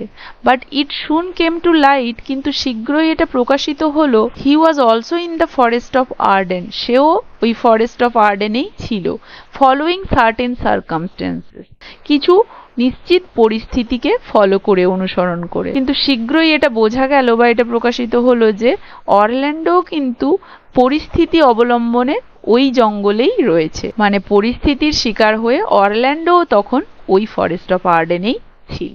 তাহলে দেখো, সে মনে মনে ভাবছে যে সে যাকে পছন্দ করে সে তার থেকে অনেক দূরে, কিন্তু দেখা গেল ঘটনাক্রমে সে যখন এটা ভাবছে ঠিক একই সময়ে অরল্যান্ডো কিন্তু পরিস্থিতির সম্মুখীন হয়ে ঠিক একই জঙ্গলেই ছিল, দুজনের তখনও দেখা হয়নি। তারপরে দেখো, Orlando was the younger son of sir Rowland de Boys, Orlando ছিল কনিষ্ঠ পুত্র sir Rowland de বয়েজের।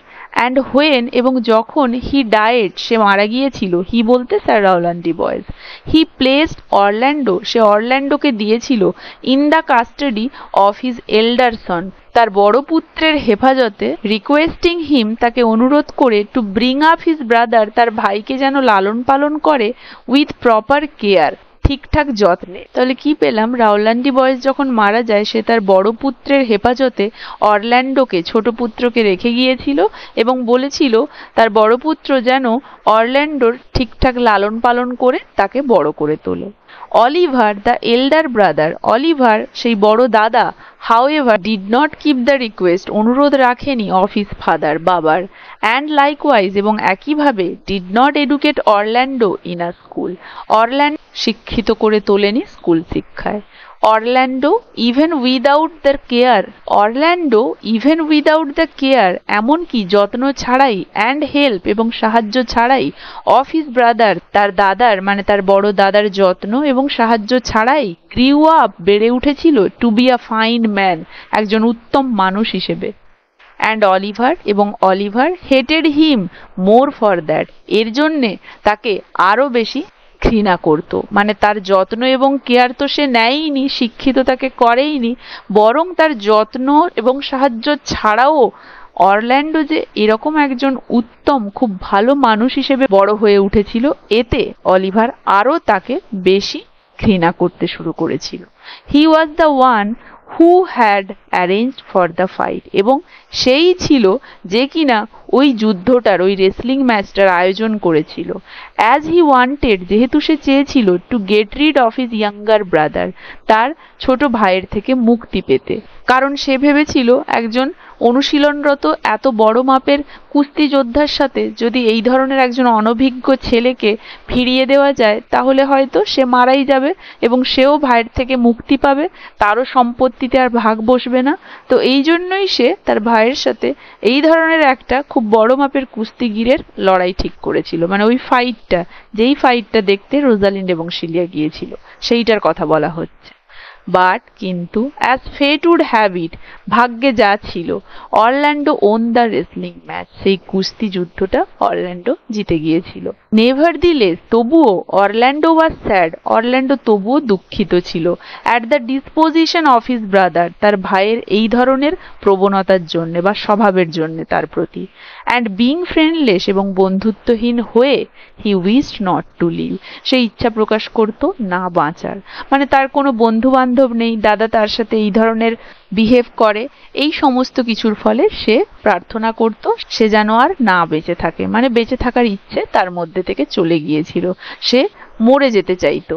Next, when Oliver heard of the victory news যখন সেই জয়ের খবরটা অলিভার শুনেছিল of his younger brother Orlando তার ছোট ভাই অরল্যান্ডোর his jealousy তার ঈর্ষা knew no bound আর বাঁধ মানছিল না। মানে ভাই যে জিতে গিয়েছে ওই ম্যাচটা, যেটা ওর জেতার কথাই ছিল না, সেই ম্যাচে ও মরে যাওয়ার কথা ছিল, সেরকম একটা ম্যাচে অরল্যান্ডো যে জিতে গিয়েছে এই খবরটা যখনই সে শুনেছিল তার ঈর্ষা আর বাঁধ মানছিল না। মানে সে আর তার ঈর্ষাকে ধরে রাখতে পারছিল না। হি ভাউড সে শপথ নিয়েছিল টু বার্ন হিজ ব্রাদার তার ভাইকে পুড়িয়ে ফেলার অ্যালাইভ জীবন্ত ইন হিজ চেম্বার তার নিজের কক্ষে, মানে অরল্যান্ডোর কক্ষে, হোয়াইল হি স্লেপ যখন সে ঘুমোতো। মানে সে প্ল্যান করেছিল অরল্যান্ডো যখন তার নিজের কক্ষে ঘুমোবে সে তখন তাকে পুড়িয়ে মারবে জ্যান্ত। দিস ওয়াজ ওভারহার্ড এটা শুনে নেওয়া হয়েছিল by one of the old servant একজন পুরনো ভৃত্যের দ্বারা অফ স্যার রোল্যান্ডের। অ্যান্ড হি এবং সে অ্যাট ওয়ান্স তৎক্ষণাৎ set out to warn Orlando বেরিয়ে গিয়েছিল অরল্যান্ডোকে সতর্ক করতে অফ হিজ ইম্পেন্ডিং ডেঞ্জার তার আসন্ন বিপদের। মানে সেই ভৃত্য রাওলান্ডি বয়েজের পুরনো একজন ভৃত্য ছিল, সে শুনে ফেলেছিল এই চক্রান্তটা অলিভারের এবং সেটা শুনে সে তৎক্ষণাৎ চলে গিয়েছিল অরল্যান্ডোর কাছে, গিয়ে তাকে তার আসন্ন বিপদ নিয়ে সতর্ক করেছিল যে তার দাদা তাকে জ্যান্ত তার কক্ষে পুড়িয়ে মারার চক্রান্ত করছে। He had a special affection তার একটি বিশেষ আসক্তি ছিল ফর অরল্যান্ডোর জন্য। হি বলতে সেই ওল্ড সার্ভেন্টের কথা বলা হয়েছে যে গিয়ে অরল্যান্ডোকে সতর্ক করছে, তার কথা বলা হচ্ছে। As he very much resembled his father যেহেতু সে একেবারেই তার বাবার মতো দেখতে ছিল। সে বলতে হি বলতে এখানে অরল্যান্ডোর কথা বলা হয়েছে। তাহলে রাওলান্ডি বয়েজের ভৃত্য ছিল সেই লোকটি এবং সে অরল্যান্ডোর প্রতি এত আসক্ত কেন? কারণ অরল্যান্ডো পুরোপুরি তার প্রভু রাওলান্ডি বয়েজের মতোই দেখতে, মানে অরল্যান্ডো তার বাবার মতোই দেখতে, তাই বাবার মতো দেখতে বলে এই অরল্যান্ডোর প্রতি তার বাবার ভৃত্যর বিশেষ আসক্তি ছিল, কারণ তার বাবার মুখের সাথে সে মেল খুঁজে পাচ্ছিল তার ছোট পুত্র অরল্যান্ডোর। তাই হেন্স অতএব as soon as he saw Orlando যেই না সে অরল্যান্ডোকে দেখতে পেয়েছিল, he broke into passionate exclamation সে আবেগপূর্ণ বিস্ময়াবোধে ফেটে পড়ল। মানে সে আবেগে ফেটে পড়ে বলল, ও মাই জেন্টল মাস্টার, ও আমার নম্র প্রভু, মাই সুইট মাস্টার, আমার মিষ্টি প্রভু, O you memory of sir Rowland, ও স্যার রাওল্যান্ডের স্মৃতি তুমি। মানে বোঝাতে চাইছে যেহেতু অরল্যান্ডো পুরোপুরি তার বাবার মতো দেখতে ছিল, তাই তাকে দেখলে তার বাবার কথাই মনে পড়তো সেই ভৃত্যের, তাই বলেছে you memory of old sir Rowland, তুমি স্যার রাওল্যান্ডের স্মৃতি, মানে পুত্র তো বাবারই স্মৃতি হবে, তাই বলা হয়েছে। হোয়াই আর ইউ ভার্চুয়াস, তুমি গুণবান কেন? Why are you gentle strong and valiant, তুমি নম্র সমর্থ এবং বীর বা সাহসী কেন? And why would you be so fond to overcome the famous wrestler, এবং তুমি এতটা কেন আসক্ত হয়ে পড়লে সেই বিখ্যাত কুস্তিগিরকে পরাস্ত করার, মানে তাকে হারানোর জন্য এতটা আসক্ত হয়ে পড়লে কেন তুমি? Your praise is come too swiftly home before you, তোমার প্রশংসা is come আসে too swiftly খুব দ্রুত গতিতে হোম বাড়িতে বিফোর ইউ তোমার আগে। তাহলে তুমি কেন সেই বিখ্যাত কুস্তিগিরকে হারানোর জন্য এতটাই মরিয়া হয়ে পড়লে? কারণ তোমার এই প্রশংসা তোমার আগেই তোমার বাড়িতে পৌঁছে যায়। Orlando could not comprehend, Orlando কিছুতেই বুঝতে পারছিল না হোয়াট দ্য ম্যাটার ওয়াজ, ব্যাপারটা কি হয়েছিল, মানে কেনই বা ওই ভৃত্য এসে হঠাৎ করে এই সমস্ত কিছু বলা শুরু করেছিল, অরল্যান্ডো কিছুই বুঝতে পারছিল না। অ্যান্ড দ্য সার্ভেন্ট, এবং সেই ভৃত্য এক্সপ্লেইন টু হিম, তাকে বিস্তারিতভাবে বুঝিয়ে ব্যাখ্যা দিয়ে বলল the reason for his concern, তার উদ্বেগের কারণটা, stating the plan of his brother, তার দাদার চক্রান্তটার কথা বলে, টু বার্ন হিম, তাকে পুড়িয়ে ফেলার, ইন হিজ ওন চেম্বার, তার নিজের কক্ষে। মানে সে তো বুঝতে পারছিল না কেন এসে এই বৃদ্ধ তাকে এত কিছু বলছে। তখন সেই বৃদ্ধ তাকে তার উদ্বেগের বা তার এত কিছু বলার কারণটা ভালোভাবে এক্সপ্লেইন করে বলল যে তার দাদা তাকে তার নিজের কক্ষে পুড়িয়ে ফেলার চক্রান্ত করেছে। Adam, as the servant was name, Adam সেই চাকরের নাম ছিল, মানে সেই চাকরের নাম হলো অ্যাডাম, এতক্ষণে তার নাম বলা হলো। অ্যাডভাইসড অরল্যান্ডো, অরল্যান্ডোকে উপদেশ দিয়েছিল টু ফ্লি, পালিয়ে যেতে বা পলায়ন করতে, দ্য প্লেস, সেই জায়গাটা থেকে। অ্যান্ড হি, এবং সে, নোয়িং ভেরি ওয়েল, ভালোভাবেই জানতো, দ্যাট, যে অরল্যান্ডো হ্যাড নো মানি, অরল্যান্ডোর কাছে টাকা নেই কোনো, ব্রট হিম, তাকে এনে দিয়েছিল, whatever money he had saved for future use, যেটুকুই টাকা সে সঞ্চয় করেছিল ভবিষ্যতের ব্যবহারের জন্য। মানে সে অরল্যান্ডোকে সতর্ক করলো এবং বলল ওই জায়গাটা ছেড়ে দ্রুত পালিয়ে যেতে, এবং এটাও সে জানতো যে অরল্যান্ডোর কোনো টাকা নেই, তাই সে তাকে নিজের সারা জীবনের যে সঞ্চয়, যেটা সে ভবিষ্যতে ব্যবহার করবে বলে রেখেছিল, সেটা সে তাকে এনে দিয়েছিল। সেইং দ্যাট, বলে যে, হি গেভ দ্য গোল্ড, সেই সোনাটা দিয়েছে, অ্যামাউন্টিং টু 500 ক্রাউন, যেটার মূল্য প্রায় 500 ক্রাউন, টু অরল্যান্ডো, যেটা সে অরল্যান্ডোকে দিয়েছে। অ্যান্ড রিকোয়েস্টেড, এবং অনুরোধ করেছিল অরল্যান্ডোকে, টু অ্যালাউ হিম, তাকে যেন অনুমতি দেয়, টু বি হিজ সার্ভেন্ট, তার ভৃত্য বা চাকর হওয়ার। অ্যান্ড প্রমিসড, এবং শপথ করেছিল, দ্যাট দো হি লুকড ওল্ড, যে যদিও তাকে বৃদ্ধ দেখায়, he would take good care of Orlando, সে অরল্যান্ডোর ভালো যত্ন নিতে পারবে।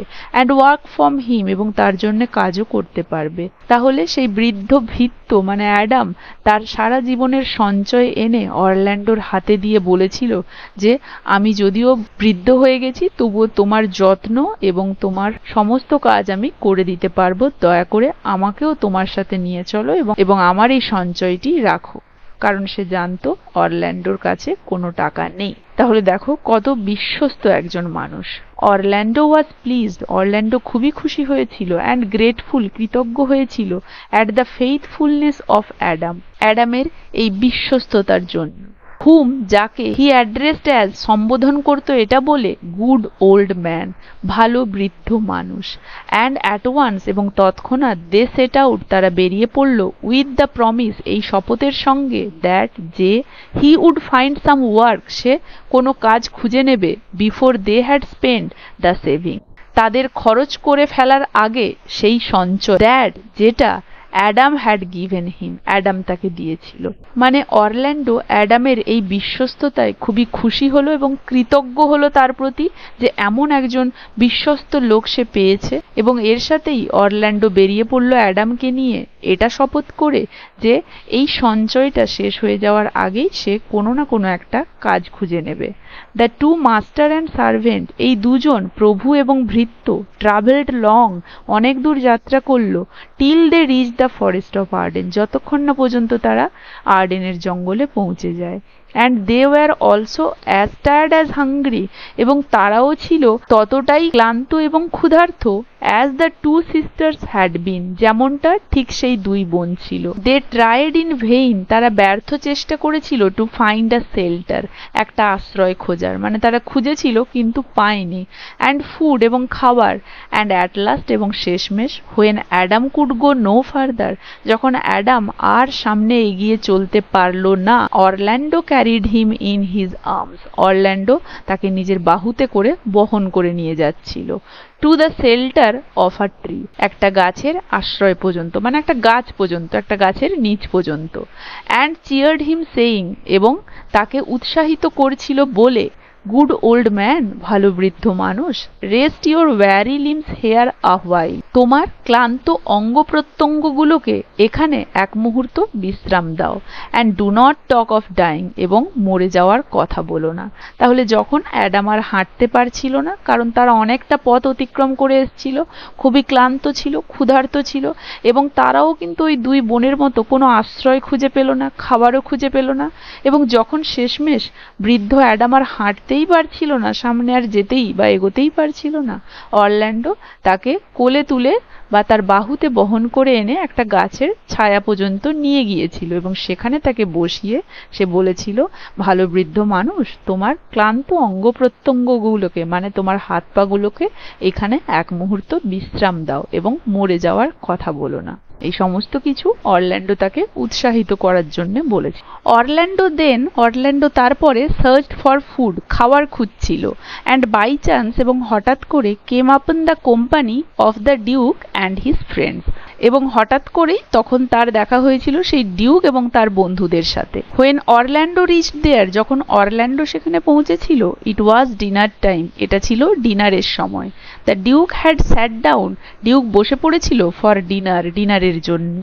অরল্যান্ডো ফাইন্ডিং ফুড, অরল্যান্ডো খাবার দেখতে পেয়ে drew his sword to grab the food from the duke and his man, তার তরবারি বের করেছিল সেই খাবারটা ছিনিয়ে নিতে সেই ডিউক এবং তার মানুষদের কাছ থেকে। হি চার্জড দেম, সে তাদেরকে সাবধান করে দিয়েছিল, নট টু টাচ আ মোরসেল, এক টুকরো খাবারেও যেন তারা না স্পর্শ করে।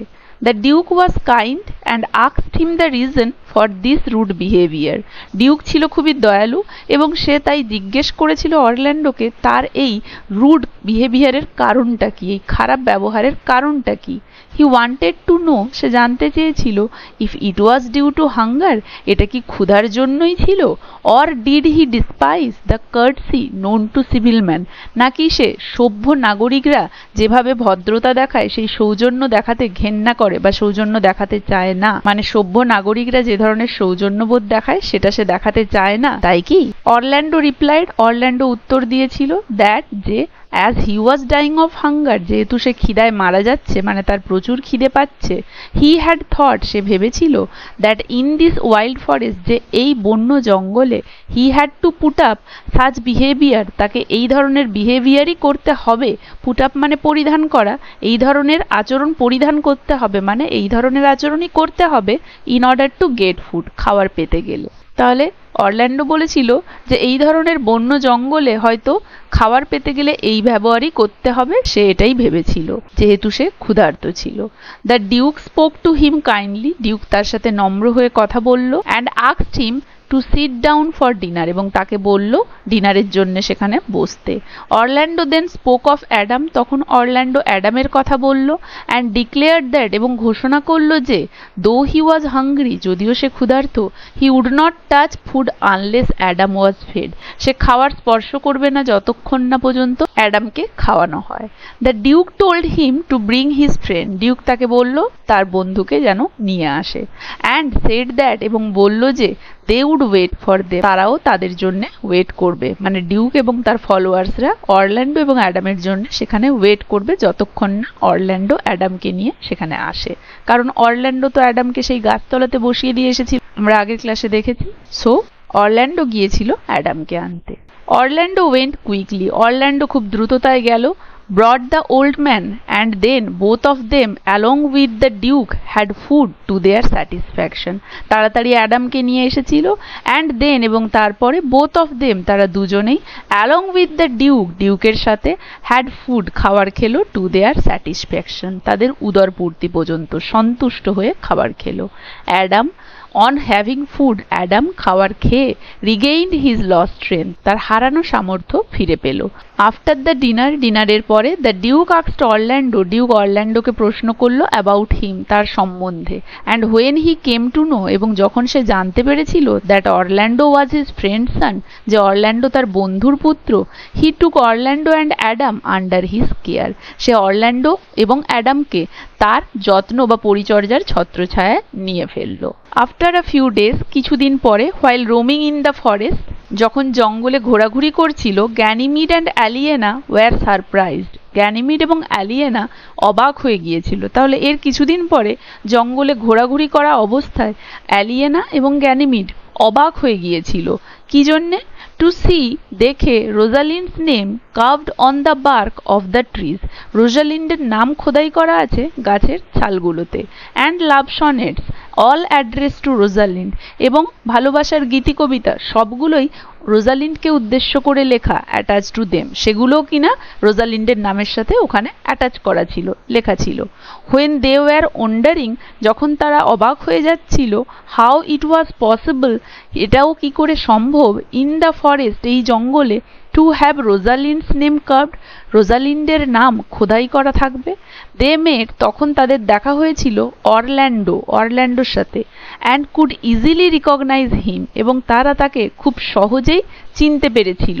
অ্যাজ, যেহেতু, হি ওয়াজ ওয়্যারিং, সে পরেছিল, দ্য চেন, সেই চেনটি, গিভেন আর্লিয়ার, আগে দেওয়া হয়েছিল তাকে, বাই রোজালিন্ড, রোজালিন্ডের দ্বারা, অ্যারাউন্ড হিজ নেক, যেটা তার গলায় ঝুলছিল। তাহলে রোজালিন্ড এবং সেলিয়া তারা তো গ্যানিমেড এবং অ্যালিয়েনা ছদ্মবেশে ছিল, তাই অরল্যান্ডোকে দেখে তারা সহজেই চিনতে পেরেছিল অরল্যান্ডোর গলায় ওই চেনটা দেখে, যেটা রোজালিন্ড তাকে আগে দিয়েছিল। But Orlando could not recognise them, কিন্তু অরল্যান্ডো তাদেরকে চিনতে পারলো না, বিকজ, কারণ, অফ দেয়ার ডিসগাইজ, তাদের ছদ্মবেশের কারণে, কারণ তারা তো ছদ্মবেশ ধরে রয়েছে, তাই অরল্যান্ডোকে তারা চিনতে পারলেও তাদেরকে কিন্তু অরল্যান্ডো চিনতে পারলো না। হি ডিসকভার্ড আ লাইকনেস, তার একটা টান অনুভব হয়েছিল। But there was a disposition in fair Rosalind, কিন্তু রোজালিন্ডের মধ্যে একটি স্বভাব ছিল, which was missing in the youth, যেটা এই যুবতীর মধ্যে ছিল না। Rosalind on the other hand, Rosalind অন্যদিকে, টিজড হিম সেইং দ্যাট, তাকে ব্যঙ্গ করলো এটা বলে যে, she was in search of a certain youth, সে একজন যুবকের খোঁজ করছে, who had spoiled the bark of the trees, যে কিনা এই গাছের ছালগুলোকে নষ্ট করে ফেলেছে, by writing the name of his lady love, তার প্রেমিকার নাম লিখে, and attaching love sonnets to that effect, এবং সেটাকে ফলপ্রসূ করতে সে তার প্রেমিকার সাথে আরও তার উদ্দেশ্যে ভালোবাসার কবিতাও লিখেছে। শি ইভেন ডিক্লেয়ার্ড, সে এমনকি ঘোষণা করলো, that if she found the lover, সে যদি ওই প্রেমিককে খুঁজে পায়, she would have given him some advice, সে তাকে কিছু উপদেশ দেবে। Orlando told them that it was he who had done all this things, Orlando তাদেরকে বলল যে সেই ব্যক্তি যে এই সব কিছু করেছে। অ্যান্ড রিকোয়েস্টেড, এবং অনুরোধ করলো রোজালিন্ডকে to give him some advice, তাকে কিছু উপদেশ দিতে।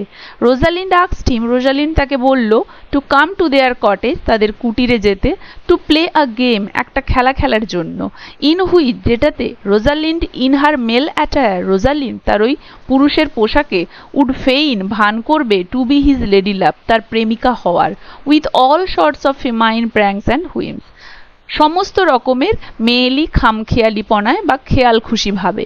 And Orlando would woo her, এবং অরল্যান্ডোকে তার প্রাণীপ্রার্থী হতে হবে, অ্যাজ আ জেনুইন লাভার, প্রকৃত প্রেমিকের মতো। When he would experience the whimsicality of the young lady love, যখন সে অভিজ্ঞতা লাভ করবে এই যুবতী মেয়ের খামখেয়ালিপনা ভালোবাসার, হি উড বি অ্যাজামড, সে লজ্জিত হবে, অফ হিজ লাভ, তার ভালোবাসার, ফর হার, তার জন্য, and thus be cured of love, এবং ফলে ভালোবাসার রোগ থেকে সে সুস্থ হয়ে যাবে। মানে রোজালিন্ড বলল, তুমি আমার কটেজে আসবে এবং আমাকে তোমার প্রেমিকা ভাববে, সেই হিসেবে আমি ভান করে সেই খেলাটা খেলবো, এবং তুমি যখন দেখবে যে একজন যুবতী মেয়ে যখন প্রেমে থাকে কি পরিমাণে খামখেয়ালি থাকে, খেয়াল খুশিভাবে সে সেই প্রেমটার মধ্যে থাকে, যখন তুমি এই সমস্ত কিছু অভিজ্ঞতা লাভ করবে, তুমি তার প্রতি তোমার এই ভালোবাসায় লজ্জিত বোধ করবে এবং এই ভালোবাসার রোগ তোমার থেকে দূরে চলে যাবে অনেক তখন। সো অতএব অ্যাজ ফিক্সড, যেমনটা নির্ধারিত ছিল, every day Orlando came over to the cottage, প্রত্যেক দিন অরল্যান্ডো তাদের ওই কুটিরে যেত, অ্যান্ড ওড গ্যানিমিড, এবং গ্যানিমিডের প্রাণীপ্রার্থী হতো অ্যাজ রোজালিন্ড, রোজালিন্ড ভেবে তাকে। But it did not seem, কিন্তু এটা বোধ হচ্ছিল না, that Rosalind made any progress, যে রোজালিন্ড কোনো উন্নতি করছে বা এগোচ্ছিল, in curing Orlando of his love for Rosalind, অরল্যান্ডোকে রোজালিন্ডের প্রতি ভালোবাসার থেকে সুস্থ করতে। রাদার, বরং হি ফেল্ট হাইলি স্যাটিসফাইড, সে খুবই সন্তুষ্ট হয়েছিল, অ্যান্ড অ্যামিউজড, এবং অবাক হয়েছিল, টু নো, জানতে পেরে, how truly Orlando loved her, কতটা প্রকৃত অরল্যান্ডো তাকে ভালোবাসে। মানে সে তো বলেছিল যে তুমি আসবে আমার কটেজে, আমি তোমার প্রেমিকা হওয়ার ভান করব, সব রকম কিছুই করব যেমনটা যুবতী প্রেমিকারা করে। তো ফলে সেই জিনিসটা খেয়াল করে তুমি বুঝতে পারবে যে ভালোবাসার রোগে ধরেছে তোমাকে, কারণ মেয়েরা এরকমই খামখেয়ালি হয়। অতএব তোমার আর ভালোবাসা পাবে না তার থেকে। অতএব এগুলো দেখে নেওয়ার পরে তোমার আর এই ভালোবাসার রোগ থাকবে না। কিন্তু দেখা গেল যখন কটেজে এসে অরল্যান্ডো সেই ঠিক একই রকম গ্যানিমিডের বলা কথা মতো কাজ করলো, গ্যানিমিড যাকে ভালোবাসার রোগ থেকে সুস্থ করতে তো কোনো উন্নতি করছিল না, বরং তার রোজালিন্ডের প্রতি প্রকৃত ভালোবাসা দেখে সে মুগ্ধ হয়ে গিয়েছিল। আশা করি এতদূর পর্যন্ত সবাই বুঝতে পেরেছো, কারো কোথাও অসুবিধে নেই। তারপর থেকে দেখো, the days passed pleasantly in this manner, ঠিক এইভাবেই আরামদায়কভাবে বা খুব ভালোভাবে দিন অতিবাহিত হতে লাগছিল।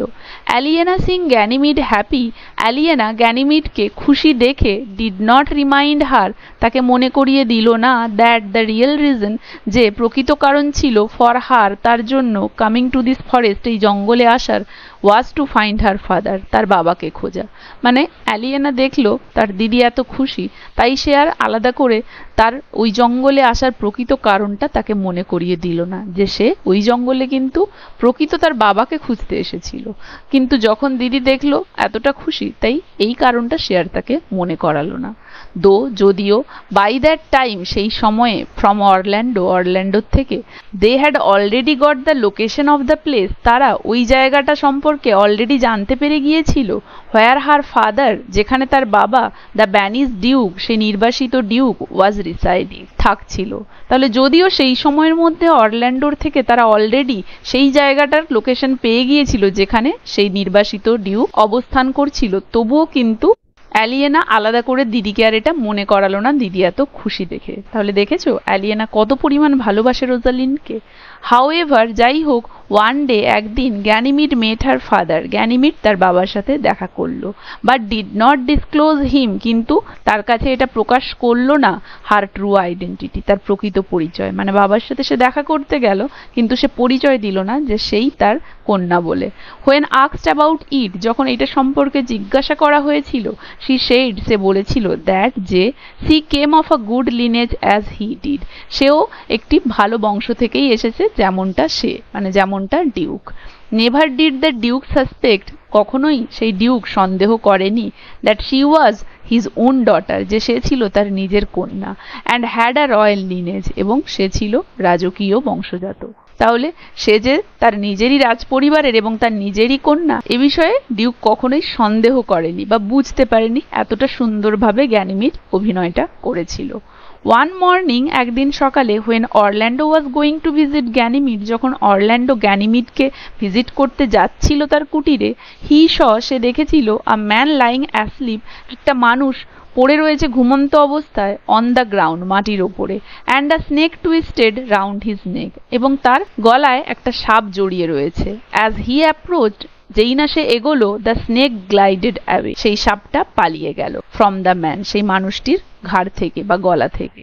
দেন অ্যাজ অরল্যান্ডো ওয়েন্ট ক্লোজার, তারপরে যখন অরল্যান্ডো আরো কাছে গেল, হি পারসিভড, সে দেখতে পেল আ লায়নেস ইন দ্য বুশ, ঝোপে একটি সিংহী রয়েছে। মানে ওই মানুষটা যে পড়ে রয়েছে মাটির ওপরে ঘুমন্ত অবস্থায়, তার গলায় একটা সাপ জড়িয়েছিল, সেই সাপটা তো পালালো, এবং আরো কাছে যখন গেল সে দেখতে পেল ওই মানুষটা যেখানে পড়ে রয়েছে তার পাশেই ঝোপে একটা সিংহী রয়েছে। ওয়েটিং ফর ইটস প্রে, সে তার শিকারের জন্য অপেক্ষা করছে। মানে ওই যে মানুষটা পড়েছিল সেটাকে সে তার শিকার বানাবে, তার জন্য অপেক্ষা করছিল। টু অ্যাওয়েক, তার জেগে ওঠার জন্য। বিকজ, কারণ lions don't attack the dead, সিংহরা কখনোই মৃতদেরকে আক্রমণ করে না। কারণ সে ভেবেছিল যে লোকটা মাটিতে পড়েছিল সে হয়তো মৃত, তাই সেই সিংহী তার জেগে ওঠার জন্য অপেক্ষা করছিল, জেগে উঠলেই অ্যাটাক করবে, কারণ সিংহরা কখনো মৃতদের অ্যাটাক করে না।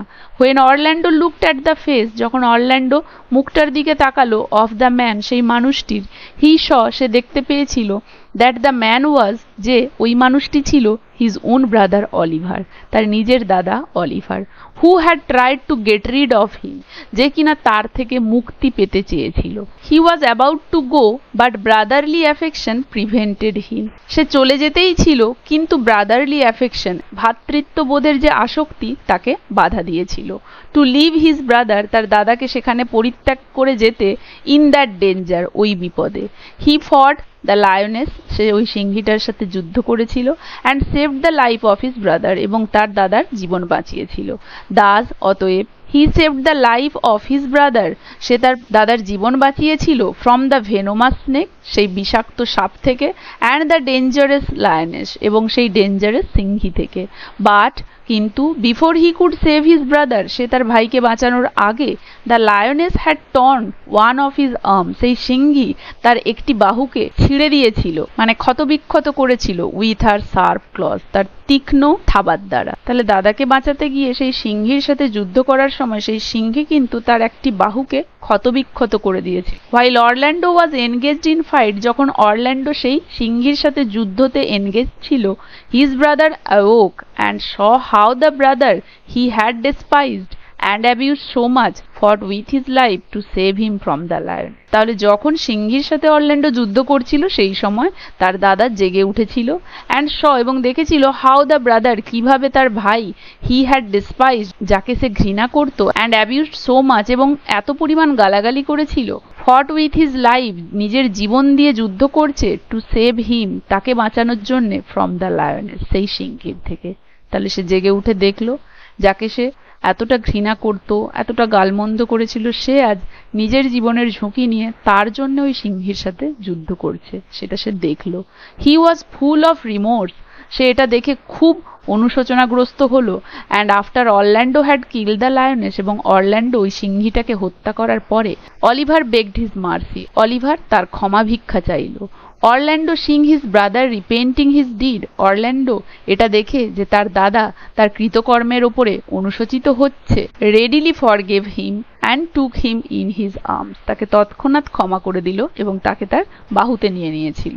বাট, কিন্তু, as the wound made him weak, সেই ক্ষতটা তাকে যেহেতু দুর্বল করে দিয়েছিল, অরল্যান্ডো আস্কড অলিভার, অরল্যান্ডো অলিভারকে বলল, to give the message to Ganymede, গ্যানিমিডকে এই বার্তাটা পৌঁছে দিতে, দ্যাট, যে he would not be able to visit her that day, সে ওই দিন গ্যানিমিডের সাথে আর দেখা করতে যেতে পারবে না তার কুটিরে, মানে সে যে আজকে আর যেতে পারবে না সেটা সে অলিভারকে বলল, এই মেসেজটা যেন সে গ্যানিমিডকে পৌঁছে দেয়। Oliver went to their cottage, Oliver Ganymede এবং অ্যালিয়েনার কুটিরে পৌঁছলো, অ্যান্ড ন্যারেটেড টু দেম, এবং তাদেরকে বর্ণনা করেছিল দ্য হোল স্টোরি, সমস্ত ঘটনাটা। মোর ওভার, উপরন্তু, হি কনফেসড, সে আরও স্বীকার করেছিল, হিজ ওন মিসডিড, তার নিজের খারাপ কাজগুলো, অ্যান্ড, এবং, অলসো স্পোক, আরও বলেছিল, অফ দেয়ার রিকনসিলিয়েশন, তাদের পুনর্মিলন। মানে অরল্যান্ডোর সাথে তার যে মিলন হয়ে গিয়েছে, আগের মতো খারাপ সম্পর্ক আর নেই, সে ক্ষমা চেয়ে নিয়েছে, এবং দুই ভাইয়ে যে মিল হয়ে গেছে সেটার কথাও সে অ্যালিয়েনা এবং গ্যানিমিডকে বলল। এরপরে দেখো, the sincere sorrow of Oliver, অলিভারের সেই খাঁটি দুঃখ, ওয়াজ সো ওভারওয়েলমিং, এতটাই অপ্রতিরোধ্য ছিল, দ্যাট, যে, অ্যালিয়েনা অ্যাট ওয়ান্স, অ্যালিয়েনা একেবারে ফেল ইন লাভ, ভালোবাসায় পড়ে গেল উইথ হিম, তার সাথে। Oliver on the other hand, Oliver অন্যদিকে স হাউ সি পিটিড হিম, দেখলো অ্যালিয়েনা কতটা পরিমাণ তাকে দয়া করছে বা করুণা করছে, ফর হিজ ডিস্ট্রেস, তার এই খারাপ অবস্থার বা কষ্টের জন্য, ওভার হিজ মিসডিড, তার খারাপ কাজের। অ্যান্ড হি অলসো, এবং সেও অ্যাট দ্য সেম টাইম, একই সময়ে ফেল ইন লাভ, ভালোবাসায় পড়ে গেল কার সাথে? অ্যালিয়েনার সাথে। ইন দ্য মেন টাইম, এর মধ্যে, হোয়েন অলিভার অ্যান্ড অ্যালিয়েনা, যখন অলিভার এবং অ্যালিয়েনা ওয়ার এক্সচেঞ্জিং হার্টস, হৃদয় আদান প্রদান করছিল, Ganymede on hearing about Orlando's wound, গ্যানিমিড অরল্যান্ডোর ক্ষতর কথা শুনে ফেইন্টেড, মূর্ছা গেল, অজ্ঞান হয়ে গেল। হোয়েন শি রিকভার্ড, যখন সে সুস্থ হলো, মানে তার যখন জ্ঞান ফিরল, শি ট্রাইড টু কনভিন্স, সে বোঝানোর চেষ্টা করলো অলিভারকে, দ্যাট, যে শি হ্যাড ফেইন্ড দ্য সুন, সে ভান করছিল শুন মানে ওই মূর্ছা যাওয়ার বা অজ্ঞান হয়ে যাওয়ার, as Rosalind would have done, যেমনটা রোজালিন্ড করত, had she heard about the wounds of Orlando, সে যদি অরল্যান্ডোর ক্ষতর কথা শুনতো। মানে সে যখন সুস্থ হলো বা তার যখন জ্ঞান ফিরলো, অলিভারের সামনেই তো সে মূর্ছা গিয়েছিল, তাই সে অলিভারকে বোঝানোর চেষ্টা করলো যে আমি শুধু মূর্ছা যাওয়ার ভান করছিলাম, যেমনটা হয়তো রোজালিন্ড করতো, সেও যদি অরল্যান্ডোর এই ক্ষতর কথা শুনতো। মানে সে অলিভারকে বোঝানোর চেষ্টা করছিল যে আমি ভান করছিলাম, নইলে তো অলিভার ধরে ফেলবে, that is the reason. But Oliver, কিন্তু অলিভার ওয়াজ নট কনভিন্সড, অলিভারকে এত সহজে বোঝানো গেল না। অ্যাজ হি পারসিভড, যেহেতু সে লক্ষ্য করেছিল, হাউ পেল, কতটা ফ্যাকাশে, গ্যানিমিড হ্যাড বিন, গ্যানিমিড হয়ে গিয়েছিল। অ্যান্ড হি সেইড, এবং সে বলেছিল, ওয়েল ইফ ইউ ডিড কাউন্টারফেট, যদি তুমি নকল করতেই চাইছিলে, টেক আ গুড হার্ট, একটা ভালো হৃদয় নাও, and counterfeit to be a man, এবং একটা পুরুষের মতো নকল করো। মানে অলিভার তো অনেকটা সন্দেহ করেইছে যে কিছু একটা গড়বড় রয়েছে, কারণ গ্যানিমিড সেজে রয়েছে রোজালিন পুরুষের মতো, কিন্তু তার মূর্ছা যাওয়াটা পুরো নারীর মতো হলো, এবং সেও উঠে বলছে রোজালিন্ডের মতো সে ভান করেছিল। তাই অলিভার বোঝাতে চাইছে মেয়ের মতো ভান করাটা আর পুরোপুরি মেয়েদের মতো করাটার মধ্যে তো পার্থক্য আছে, কারণ রোজালিন্ড যদি প্রকৃতই গ্যানিমিড হতো, তাহলে গ্যানিমিড মানে একজন ছেলে হিসেবে একজন মেয়ের নকল এত নিখুঁতভাবে করতে পারতো না। তাই সেটাকে সে খোঁচা দিয়ে বলার জন্য বলেছিল, নকল যদি করতেই হতো একটা শক্ত সমর্থ মন নিতে, দিয়ে একটা পুরুষের মতোই নকল করতে। গ্যানিমিড রিপ্লাইড, গ্যানিমিড উত্তর দিল, দ্যাট, যে, ইট ওয়াজ এক্স্যাক্টলি, এটা একদমই সেরকম, হোয়াট সি ওয়াজ ডুইং, যেমনটা সে করেছিল। অ্যান্ড দ্যাট, এবং যে, she should have been a women, তার অবশ্যই উচিত একজন মহিলা হওয়ার, instead of being a man. মানে গ্যানিমিড বলল যে সে যেমনটা করেছে তেমনটাই ঠিক আছে, কারণ সে তো একজন মহিলার নকল করছে, তাই তার মহিলাও হওয়াই উচিত ছিল, পুরুষ হয়ে নয়। মানে পুরুষ হয়ে মহিলার অ্যাক্টিং করে কি লাভ, বরং একদম মহিলা সুলভ আচরণ করলে তবেই না মহিলা সুলভ মনে হবে তাকে, তবেই না সে রোজালিন্ডের ক্যারেক্টারটা অরল্যান্ডোর সামনে প্রকৃতভাবে করতে পারবে, যেটা তাদের মধ্যে ডিল ছিল। তাই সেই কথাটা ওইখানে গোজামিল দেওয়ার চেষ্টা করলো, মানে ব্যর্থ প্রচেষ্টা করলো রোজালিন্ড, কারণ রোজালিন্ড বোঝাতে চাইছিল যে না না আমি যেটা করেছি ঠিক আছে, কারণ আমি তো রোজালিন্ডের অভিনয় করছিলাম অরল্যান্ডোর সাথে, তাই উইমেন হওয়াটাই ঠিক, ম্যান না হয়ে। মানে সে কোনো রকমে কথাটার মেকআপ দিতে চাইলো, যেটা কিন্তু ব্যর্থ, কারণ অলিভার অলরেডি অনেকটা জিনিস লক্ষ্য করে সন্দেহ প্রকাশ করেছিল যে সে প্রকৃতপক্ষে কিন্তু একজন পুরুষ, গ্যানিমিড নয়। Next, Oliver returned after a long time, Oliver অনেকটা লম্বা সময়ের পরে ফিরে এসেছিল, অ্যান্ড টোল্ড হিজ ব্রাদার, এবং তার ভাইকে বলেছিল, অফ দ্য সুইং, সেই মূর্ছা যাওয়ার কথাটা, অফ গ্যানিমিডের, and also of his love towards the shepherdess Aliena, এবং আরও বলেছিল তার ভালোবাসা সেই মেষপালিকা অ্যালিয়ানার প্রতি। He spoke in such a manner, সে এমনভাবে বলেছিল অ্যাজ ইফ, যেন, হি হ্যাড অলরেডি ডিসাইড, সে অলরেডি সিদ্ধান্ত নিয়ে ফেলেছে, আপন হিজ ম্যারেজ, তার বিয়ের বিষয়ে, টু অ্যালিয়েনার সাথে। হি অলসো সেড, সে আরো বলেছিল, দ্যাট, যে, হি উড স্টে দেয়ার, সে ওখানে থাকবে, ইন দ্য ফরেস্ট, জঙ্গলে, অ্যান্ড বি এ সেফার্ড, এবং একজন মেষপালক হবে, অ্যাজ রিগার্ডস হিজ এস্টেট, এবং যতদূর তার ভূসম্পত্তি নিয়ে বিবেচনা করার কথা আসছে, he would give the same, সে ওই একই জিনিস দিয়ে দেবে, দ্য সেম বলতে ওখানে ওই হিজ এস্টেটের কথা বলা হয়েছে, সে তার ওই ভূসম্পত্তি দিয়ে দেবে, টু অরল্যান্ডোকে, as well as his home, এমনকি তার গৃহটাও। যাও। অরল্যান্ডো সাজেস্টেড, অরল্যান্ডো প্রস্তাব দিল দ্যাট অলিভার অ্যান্ড অ্যালিয়েনা, যে অলিভার এবং অ্যালিয়েনা শুড গেট ম্যারিড, বিয়ে করে নেওয়া উচিত, দ্য নেক্সট ডে, পরের দিন, and he would invite the duke, এবং সে ওই ডিউককে আমন্ত্রণ জানাবে টু দেয়ার ম্যারেজ, তাদের বিয়েতে। মানে অরল্যান্ডো বলল অলিভার এবং অ্যালিয়েনার পরের দিনই বিয়ে করে নেওয়া উচিত এবং সেই বিয়েতে সে ওই ডিউককে নেমন্তন্ন করবে। হি অলসো অ্যাডভাইস, সে আরও উপদেশ দিয়েছিল হিজ ব্রাদার, তার দাদাকে, to be quick to consult the same with Aliena, দ্রুত এই বিষয়টা নিয়ে অ্যালিয়েনার সাথে আলোচনা করে নিতে। When Oliver went to Aliena, যখন অলিভার অ্যালিয়েনার কাছে গিয়েছিল, Ganymede came to Orlando, Ganymede অরল্যান্ডোর কাছে এলো, টু এনকোয়ার, অনুসন্ধান করতে, অ্যাবাউট হিজ হেলথ, তার স্বাস্থ্য নিয়ে। কারণ সে শুনেছিল যে অরল্যান্ডো ক্ষত পেয়েছে, তাই সে তার শরীর স্বাস্থ্য নিয়ে তাকে জিজ্ঞেস করতে তার কাছে এলো। Orlando and Ganymede talked of how, Orlando এবং গ্যানিমিড কথা বলছিল কিভাবে Oliver and Aliena loved each other, Oliver এবং অ্যালিয়েনা একে অপরকে ভালোবাসে ফ্রম দেয়ার ফার্স্ট সাইট, তাদের প্রথম দর্শন থেকে। অ্যান্ড অরল্যান্ডো ইনফর্মড, এবং অরল্যান্ডো জানালো দ্যাট হিজ ব্রাদার, যে তার দাদা, হ্যাড গন টু হার, তার কাছে গিয়েছে, হার বলতে Aliena, to ask for her hand, বিয়ের জন্যে তার হাত চাইতে। দে উড গেট ম্যারিড, তারা বিয়ে করবে দ্য নেক্সট ডে, পরের দিন, ইফ অ্যালিয়েনা ওয়াজ উইলিং, যদি অ্যালিয়েনা চায়। হি উইশ, সে ইচ্ছা প্রকাশ করলো, he could be also married on the same day to his fair Rosalind, সেও যদি বিয়ে করতে পারতো ওই একই দিনে তার সুন্দরী রোজালিনকে। Ganymede liked the proposal, Ganymede এই প্রস্তাবটা পছন্দ করলো। অ্যান্ড সেড দ্যাট, এবং বলল যে if Orlando really loved Rosalind, যদি অরল্যান্ডো প্রকৃতই রোজালিনকে ভালোবাসে, he should have his wishes fulfil, তার ইচ্ছে অবশ্যই পূর্ণ হওয়া উচিত।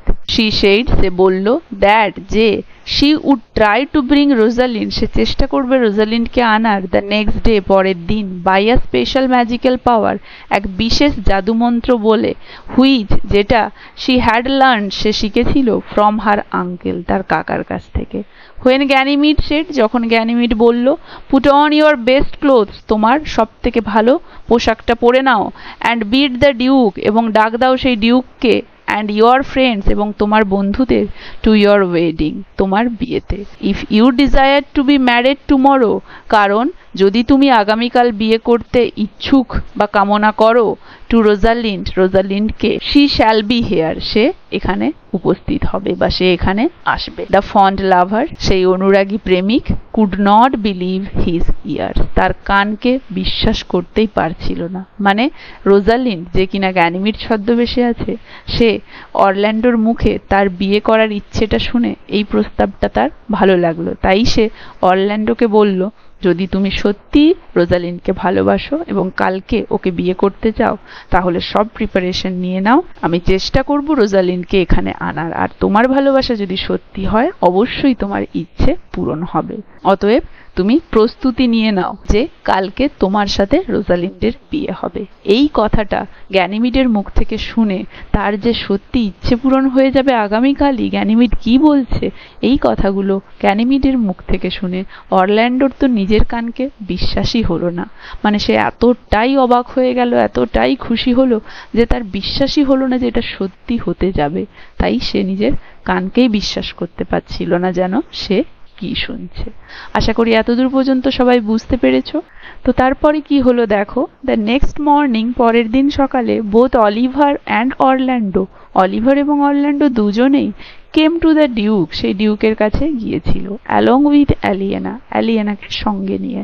The duke surprise to hear, duke এটা শুনে অবাক হয়ে গিয়েছিল, দ্যাট, যে it was his own daughter, এটা ছিল তার নিজের কন্যা, টু বি ব্রট দেয়ার, যাকে সেখানে নিয়ে যাওয়া হবে। মানে গ্যানিমিড যে অরল্যান্ডোকে বলেছিল যে সে যদি সত্যি ভালোবাসে রোজালিন্ডকে, তাহলে গ্যানিমিড অবশ্যই চেষ্টা করবে ওই দিনে ওই জায়গাতে রোজালিন্ডকে নিয়ে আসার। তো এই কথাটা যখন অরল্যান্ডোর মুখে ডিউক শুনলো, সে তো বিশ্বাসই করতে পারছিল না যে তার নিজের মেয়েকে সেই দিন সেইখানে নিয়ে যাওয়া হবে। আস্কড অরল্যান্ডো, সে অরল্যান্ডোকে জিজ্ঞেস করলো, if really the miracle could be done, সত্যি কি এই জাদুটা ঘটবে? অ্যাজ অরল্যান্ডো স্ট্রাইভড, যেহেতু অরল্যান্ডো প্রচেষ্টা করেছিল, টু অ্যান্সার, উত্তর দেওয়ার। স্ট্রাইভ মানে হচ্ছে কষ্ট করে চেষ্টা করা। কেন কষ্ট করে? কারণ অরল্যান্ডোর তো নিজেরই বিশ্বাস হচ্ছিল না না যে সত্যি রোজালিন্ড সেই স্থানে সেদিন উপস্থিত হবে কিনা। সে তো শুনেছিল গ্যানিমিডের থেকে, সে তো নিজের কানকেই বিশ্বাস করতে পারেনি। তাই সে 100% নিশ্চিত হতে পারছিল না যে এটা হবে। আবার তার মনে এতটাই ইচ্ছে ছিল যে সে নাও এই জিনিসটাতে কি করে নেগেটিভ একটা কিছু বলবে। তাই ডিউকের এই প্রশ্ন করাটাতে সে হ্যাঁ বলবে কি না বলবে কোনো কিছু বুঝে উঠতে না পেরে উত্তরটা এমনভাবে দেওয়ার চেষ্টা করছিল যেন খুব কষ্ট করে সে চেষ্টা করছে উত্তর দেওয়ার। Ganymede came to the Duke. তাহলে যখন অরল্যান্ডো চেষ্টা করছিল উত্তরটা দেওয়ার, সেই সময় গ্যানিমিড এলো ডিউকের কাছে। And asked if the Duke will to give his daughter, এবং জিজ্ঞেস করলো যে সেই ডিউক কি তার মেয়েকে দিতে ইচ্ছুক in the hands of Orlando, অরল্যান্ডোর হাতে তুলে। অ্যান্ড হি এগ্রিড, হি বলতে ডিউক, এবং ডিউক তাতে সম্মতি জানালো। মানে গ্যানিমিড সেখানে উপস্থিত হয়ে ডিউককে জিজ্ঞেস করলো আপনি কি আপনার মেয়েকে অরল্যান্ডোর হাতে তুলে দিতে চান? সে তখন সম্মতি জানালো যে হ্যাঁ সে চায়। দেন তারপরে সে অরল্যান্ডোকে জিজ্ঞেস করলো whether he would marry Rosalind if she be brought there, সে কি রোজালিন্ডকে বিয়ে করবে যদি তাকে সেখানে নিয়ে আসা হয়। মানে রোজালিন্ডকে, সি বলতে এখানে রোজালিন্ড। এগুলো কে কাকে বলছিল? গ্যানিমিড একবার ডিউককে এবং একবার অরল্যান্ডোকে জিজ্ঞেস করছিল। He said that he would, এবং অরল্যান্ডো জানালো যে হ্যাঁ সে বিয়ে করবে। দ্য টু সিস্টার্স, দুই বোন, ওয়েন্ট ইনসাইড, ভেতরে গেল, দ্য কটেজ, সেই কুটিরের, অ্যান্ড পুট অফ, এবং খুলে ফেললো দেয়ার ডিসগাইজেস, তাদের ছদ্মবেশ। When all the persons were eagerly waiting, যখন সবাই খুব উৎসুক ভরে অপেক্ষা করছিল for a miracle to happen, একটা জাদু ঘটে যাওয়ার, Rosalind and Celia enter, Rosalind এবং সিলিয়া প্রবেশ করলো ইন দেয়ার পার্সোনাস, তাদের ব্যক্তিত্বে, মানে তারা যেভাবে ছিল মেয়ে সেই মেয়ের পরিধানে। And Rosalind threw herself, Rosalind নিজেকে ছুড়ে দিল, থ্রিউ মানে ছুড়ে দেওয়া, এখানে নিচু হয়ে বসা, অন হার নিজ, তার হাঁটুর ওপরে, মানে হাঁটু গেড়ে বসলো, টু হার ফাদার, তার বাবার সামনে, ফর হিজ ব্লেসিং, তার আশীর্বাদের জন্য। রোজালিন্ড দেন রিলেটেড, তারপরে রোজালিন্ড রিলেটেড মানে বর্ণনা দেওয়া, সম্পর্কযুক্ত করা, মানে সম্পর্কযুক্ত করলো বা বর্ণনা দিল দ্য হোল এপিসোড, সমস্ত ঘটনার, মানে একের পর এক সম্পর্কযুক্ত সমস্ত ঘটনার বর্ণনা দিল অফ হার ব্যানিসমেন্ট, তার নির্বাসনের, ফ্রম দ্য প্যালেস, সেই রাজমহল বা রাজপ্রাসাদ থেকে, অ্যান্ড দেয়ার অ্যাডভেঞ্চার, এবং তাদের অ্যাডভেঞ্চারের, টু দ্য ফরেস্ট, জঙ্গলে, in search of her father, তার বাবার খোঁজে। The duke wept in joy, duke আনন্দে কেঁদে ফেললেন, to get back his own daughter, তার নিজের মেয়েকে ফিরে পেয়ে, and gave all of them, এবং তাদের সবাইকে দিলেন হিজ হার্টিয়েস্ট ব্লেসিংস, তার আন্তরিক আশীর্বাদ। দ্য টু কাপল, সেই দুই দম্পতি, গট ম্যারিড, বিয়ে করলো, ইন দ্য ফরেস্ট, জঙ্গলে। The marriage did not have, সেই বিয়ের ছিল না, দ্য স্প্লেন্ডিয়ার অফ দ্য রয়্যালস, রাজকীয় জাঁকজমক, বাট কিন্তু, ইট ওয়াজ দ্য হ্যাপিয়েস্ট ম্যারেজ, এটা ছিল সব থেকে খুশির বিয়ে, দ্যাট যেটা, কুড এভার বি ইমাজিনড, কখনো কল্পনা করা যেতে পারত। মানে এই জঙ্গলের বিয়েতে ছিল না কোনো রাজকীয় জাঁকজমক, কিন্তু তবুও এই বিয়েটা এতটাই খুশির ছিল যে কেউ কখনো কল্পনাও করতে পারেনি। As they were having their venison, যখন তারা তাদের হ্যাভিং দেয়ার ভেনশন, ভেনশন মানে হচ্ছে হরিণের মাংস, তো যখন তারা হরিণের মাংস খাচ্ছিল, মানে বিবাহ হয়েছে এরপরে ভোজ হিসেবে সেখানে জঙ্গলে হরিণের মাংস খাচ্ছে সবাই আনন্দ করে। অ্যান্ড থট, এবং ভাবছিল, that there was nothing more to be wanted, যে এর বেশি আর চাওয়ার তাদের কিছুই নেই। অ্যাট দ্যাট টাইম, সেই সময়, ম্যাসেঞ্জার অ্যারাইভড, একটা দূত উপস্থিত হলো, টু ইনফর্ম, জানাতে, দ্য ডিউক, সেই ডিউককে, দ্যাট যে, হিজ ডিউকডাম, তার রাজত্ব, ডিউকডাম মানে ডিউক শাসিত রাজ্য, তার রাজ্য বা তার রাজত্ব, has been restored to him, তাকে ফিরিয়ে দেওয়া হয়েছে। দ্য ইউজারপার, সেই দখলদার মানে duke Frederick, enraged at the flight of Celia, ক্রুদ্ধ হয়েছে সিলিয়ার পালিয়ে যাওয়াতে, মানে সিলিয়া যে রোজালিন্ড দিদির সাথে পালিয়ে এসেছিল তাতে তার বাবা ডিউক ফ্রেডরিক, যে কিনা ইউজারপার সেই দখলদার, খুবই ক্রুদ্ধ হয়েছিল। অ্যান্ড হেয়ারিং দ্যাট, এবং এটা শুনে যে, ম্যান অফ গ্রেট ওর্থ, উচ্চ মূল্যবোধের মানুষেরা, were following the banished duke, সবাই অনুসরণ করেছিল সেই নির্বাসিত ডিউককে, সেই জঙ্গলে তার সাথে যোগ দিতে, resolve to put an end, স্থির সংকল্প হয়েছিল এটাতে একটা শেষ আনার, টু দিস মিজারি, এই দুঃখজনক বা দুর্বিষহ অবস্থার। মানে সেই ডিউক ফ্রেডরিক যখন শুনেছিল তার মেয়ে পালিয়ে গিয়েছে এবং সবাই, সমস্ত উচ্চ মূল্যবোধের মানুষেরা কিন্তু সেই নির্বাসিত ডিউককে ফলো করে তাকে যোগ দিতে জঙ্গলেই চলে যাচ্ছিল, তখন সে স্থির সংকল্প হলো এই যে দুর্বিষহ ঘটনাগুলোর একটা শেষ করতে, একটা শেষ দেখে ছাড়তে। দাস এবার হি ব্রট আ হিউজ আর্মি, সে একটা বড় সেনা নিয়ে এসেছিল, টু এক্সিকিউট হিজ ডিজাইন, তার পরিকল্পনা সম্পূর্ণ করতে, টু কিল হিজ ব্রাদার, তার দাদাকে মেরে ফেলার। বাট কিন্তু as providence would have it, providence মানে হচ্ছে লাক বা ডেস্টিনি, ভাগ্যে বা দৈবে যা হওয়ার ছিল, হি ওয়াজ কমপ্লিটলি চেঞ্জ, সে সম্পূর্ণরূপে পরিবর্তন হয়ে গেল, বাই আ হারমিট, একটা সন্ন্যাসীর দ্বারা, হুম, যার সাথে he met as he entered the forest, তার সাক্ষাৎ হয়েছিল যখন সে ওই জঙ্গলে প্রবেশ করেছিল। হি, সে, দাস চেঞ্জড, পরিবর্তিত হয়ে, decided to spend the rest of his days, সিদ্ধান্ত নিয়েছিল তার বাকি দিনগুলো কাটানোর, ইন আ রিলিজিয়াস হাউস, একটি ধর্মীয় গৃহে। আফটার রিটার্নিং দ্য ডিউকডম, সেই ডিউকডম বা রাজ্য ফিরিয়ে দিয়ে, টু হিজ ব্রাদার, তার দাদাকে, the real owner of the dukedom, যে কিনা ওই রাজ্যের প্রকৃত মালিক।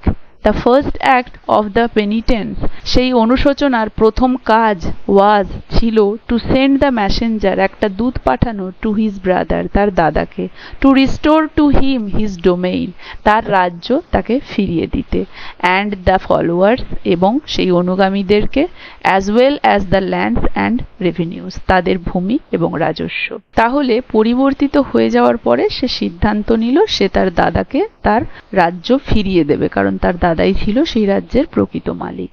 এবং এই অনুশোচনার প্রথম ধাপ হলো একটা দূত পাঠিয়ে দাদাকে বলে দেওয়া যে সে তার রাজ্য তাকে ফিরিয়ে দিচ্ছে এবং সেই অনুগামীদেরকেও তাদের ভূমি রাজস্ব ফিরিয়ে দিচ্ছে। দিস নিউজ, এই খবরটা, অ্যাজ আনএক্সপেক্টেড, এতটা অপ্রত্যাশিত ছিল, and as it was welcome, এবং এটাকে স্বাগতও জানানো হয়ে গিয়েছিল, কেম অ্যাট আ টাইম, এমন একটা সময় এসেছিল, টু এনলাইভেন দ্য ফেস্টিভিটি, যেটা কিনা সেই উৎসবটাকে এনলাইভেন মানে আরো উদ্দীপ্ত করে তুলেছিল, and rejoicing of the two marriages, এবং আনন্দিত করেছিল সেই দুই বিবাহকে। কার কার? সিলিয়া এবং অলিভারের, এবং অরল্যান্ডো এবং রোজালিন্ডে।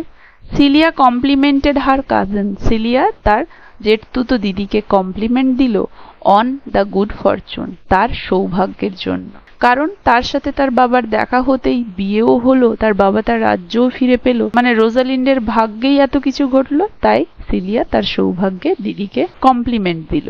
হুইচ হ্যাড হ্যাপেন্ড, যেটা কিনা ঘটেছিল, টু দ্য ডিউক, ডিউকের প্রতি, মানে ডিউক যে তার রাজ্য পুনরায় পেয়ে গেল ফিরে, সেটা তো একটা সৌভাগ্য, গুড ফরচুন। তো সিলিয়া সেই জন্যে রোজালিন্ডকে অভিনন্দন জানালো, তার সৌভাগ্যের কারণেই আজ এই সব কিছু সম্পন্ন হয়েছে, অ্যান্ড উইশড হার জয়, এবং তার আনন্দের প্রার্থনা করলো।